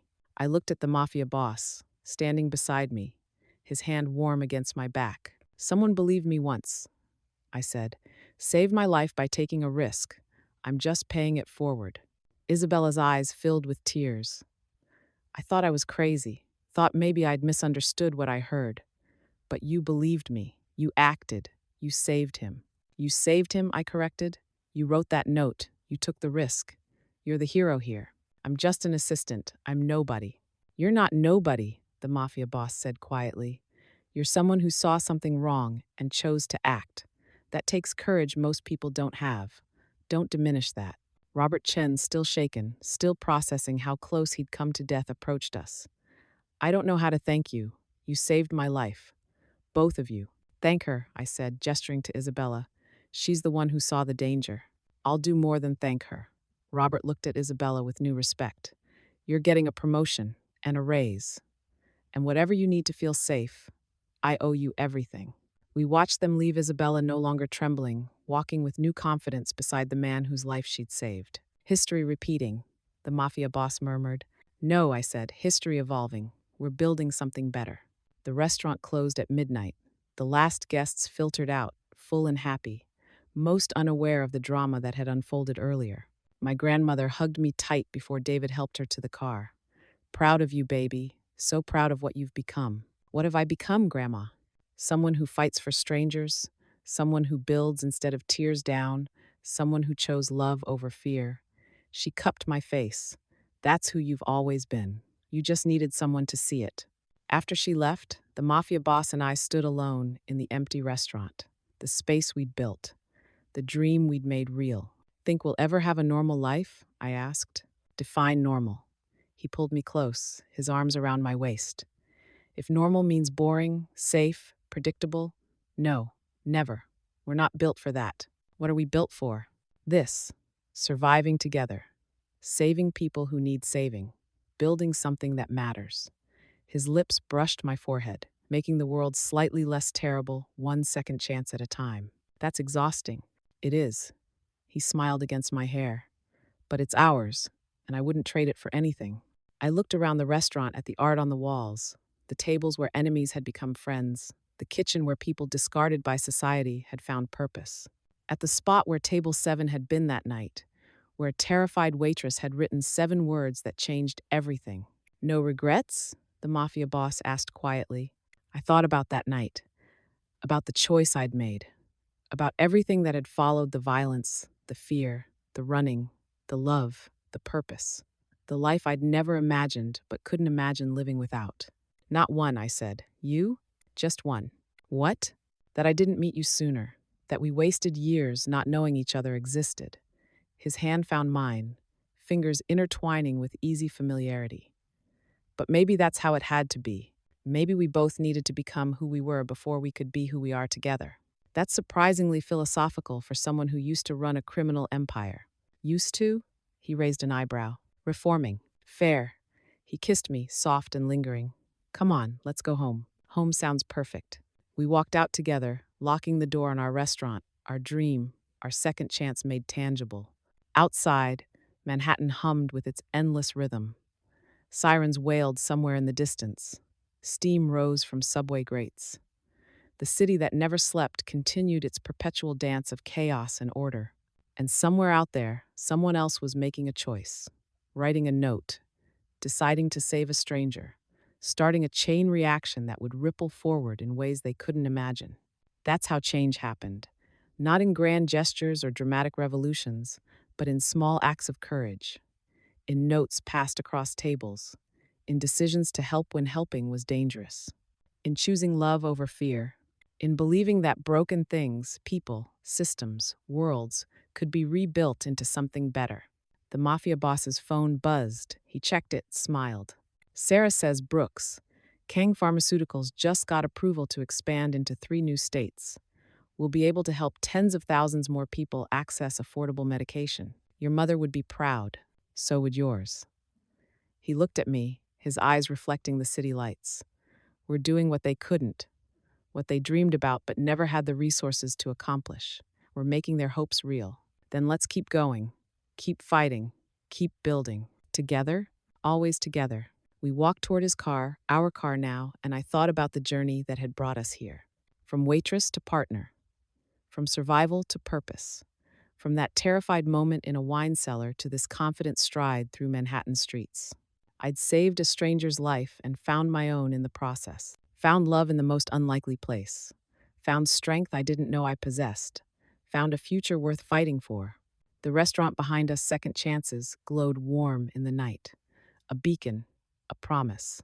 A testament to the idea that people could change, systems could evolve, and love could bloom even in the darkest circumstances. What are you thinking? The mafia boss asked as we reached the car. That, I'd do it all again. Every terrifying, impossible moment, because it led me here, to you, to us, to this life we're building. Even the parts where people tried to kill you, especially those parts. I smiled. They make the quiet moments sweeter. He laughed a real laugh, full and genuine, the kind he never would have allowed himself a year ago. I love you, Olivia Brooks, soon to be Olivia Brooks Kang. Have I mentioned that today? Not in the last hour. I was starting to worry. Then let me be clear. He pulled me close, his forehead resting against mine. I love you. I choose you. Every day, every moment, every breath. You saved my life, and I'll spend the rest of mine making sure you never regret it. I won't. I couldn't. I kissed him, pouring a year of love and trust and partnership into that single moment. Now take me home. We have a wedding to plan. Tomorrow. Tomorrow, I agreed. Tonight, we just exist. Together, safe, happy. We drove through the city past the nursing home where my grandmother slept peacefully, past the building where his legitimate businesses operated, past the federal prison where Marie K. Atkins would spend the rest of her days, past the ghosts of who we'd been toward the reality of who we'd become. And when we finally reached home, our home now, filled with our books and our dreams and our plans for tomorrow, I realized something profound. I'd started that night hoping to save a life.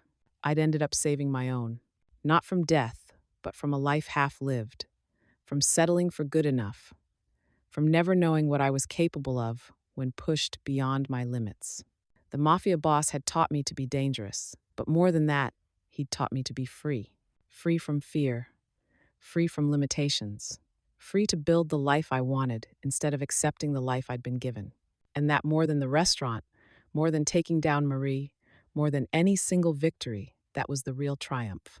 We'd both been trapped by circumstances, by family obligations and societal expectations and the weight of other people's dreams. Now we were free. Free to love, free to build, free to fail, and try again and keep pushing towards something better. Free to give other people second chances because we'd been brave enough to take our own. I looked at the ring on my finger, catching the light. An emerald symbol of transformation, of beauty born from pressure, of growth that came from surviving impossible things, a promise of tomorrow, of all the tomorrows we'd build together. What are you thinking? The mafia boss asked, pulling me close on the couch. That a year ago, I had 30 seconds to make a choice. And I chose right. We both did. His arms tightened around me. We chose each other, and I choose you again. Today, tomorrow, always. Always, I echoed. And in the safety of his arms, in the home we'd built, in the life we'd fought for, I finally understood what my grandmother had meant. Love is always crazy. The question is whether it's worth the crazy. And this love forged in violence, tempered by survival, strengthened by choice, was worth everything. Every risk, every fear, every impossible moment. Because at the end of it all, we'd found something rare and precious and real. We'd found each other, and we'd found ourselves in the process. Two broken people who'd rebuilt each other into something stronger. A waitress and a mafia boss who'd become partners, equals, champions for the kind of change they'd both only dreamed about. We'd started with 7 words on a napkin. We'd built a lifetime from them. And as I drifted off to sleep in his arms, safe and loved and home, I knew one thing with absolute certainty. I'd write that note again, 1,000 times, 1,000,000, because some choices define you, and I'd chosen right. They started as strangers separated by a restaurant table. Now they're building an empire on second chances. And here's what I keep coming back to that note. Olivia wrote, changed everything. But here's my question for you. What 7 words would you write if you had 30 seconds to save someone's life?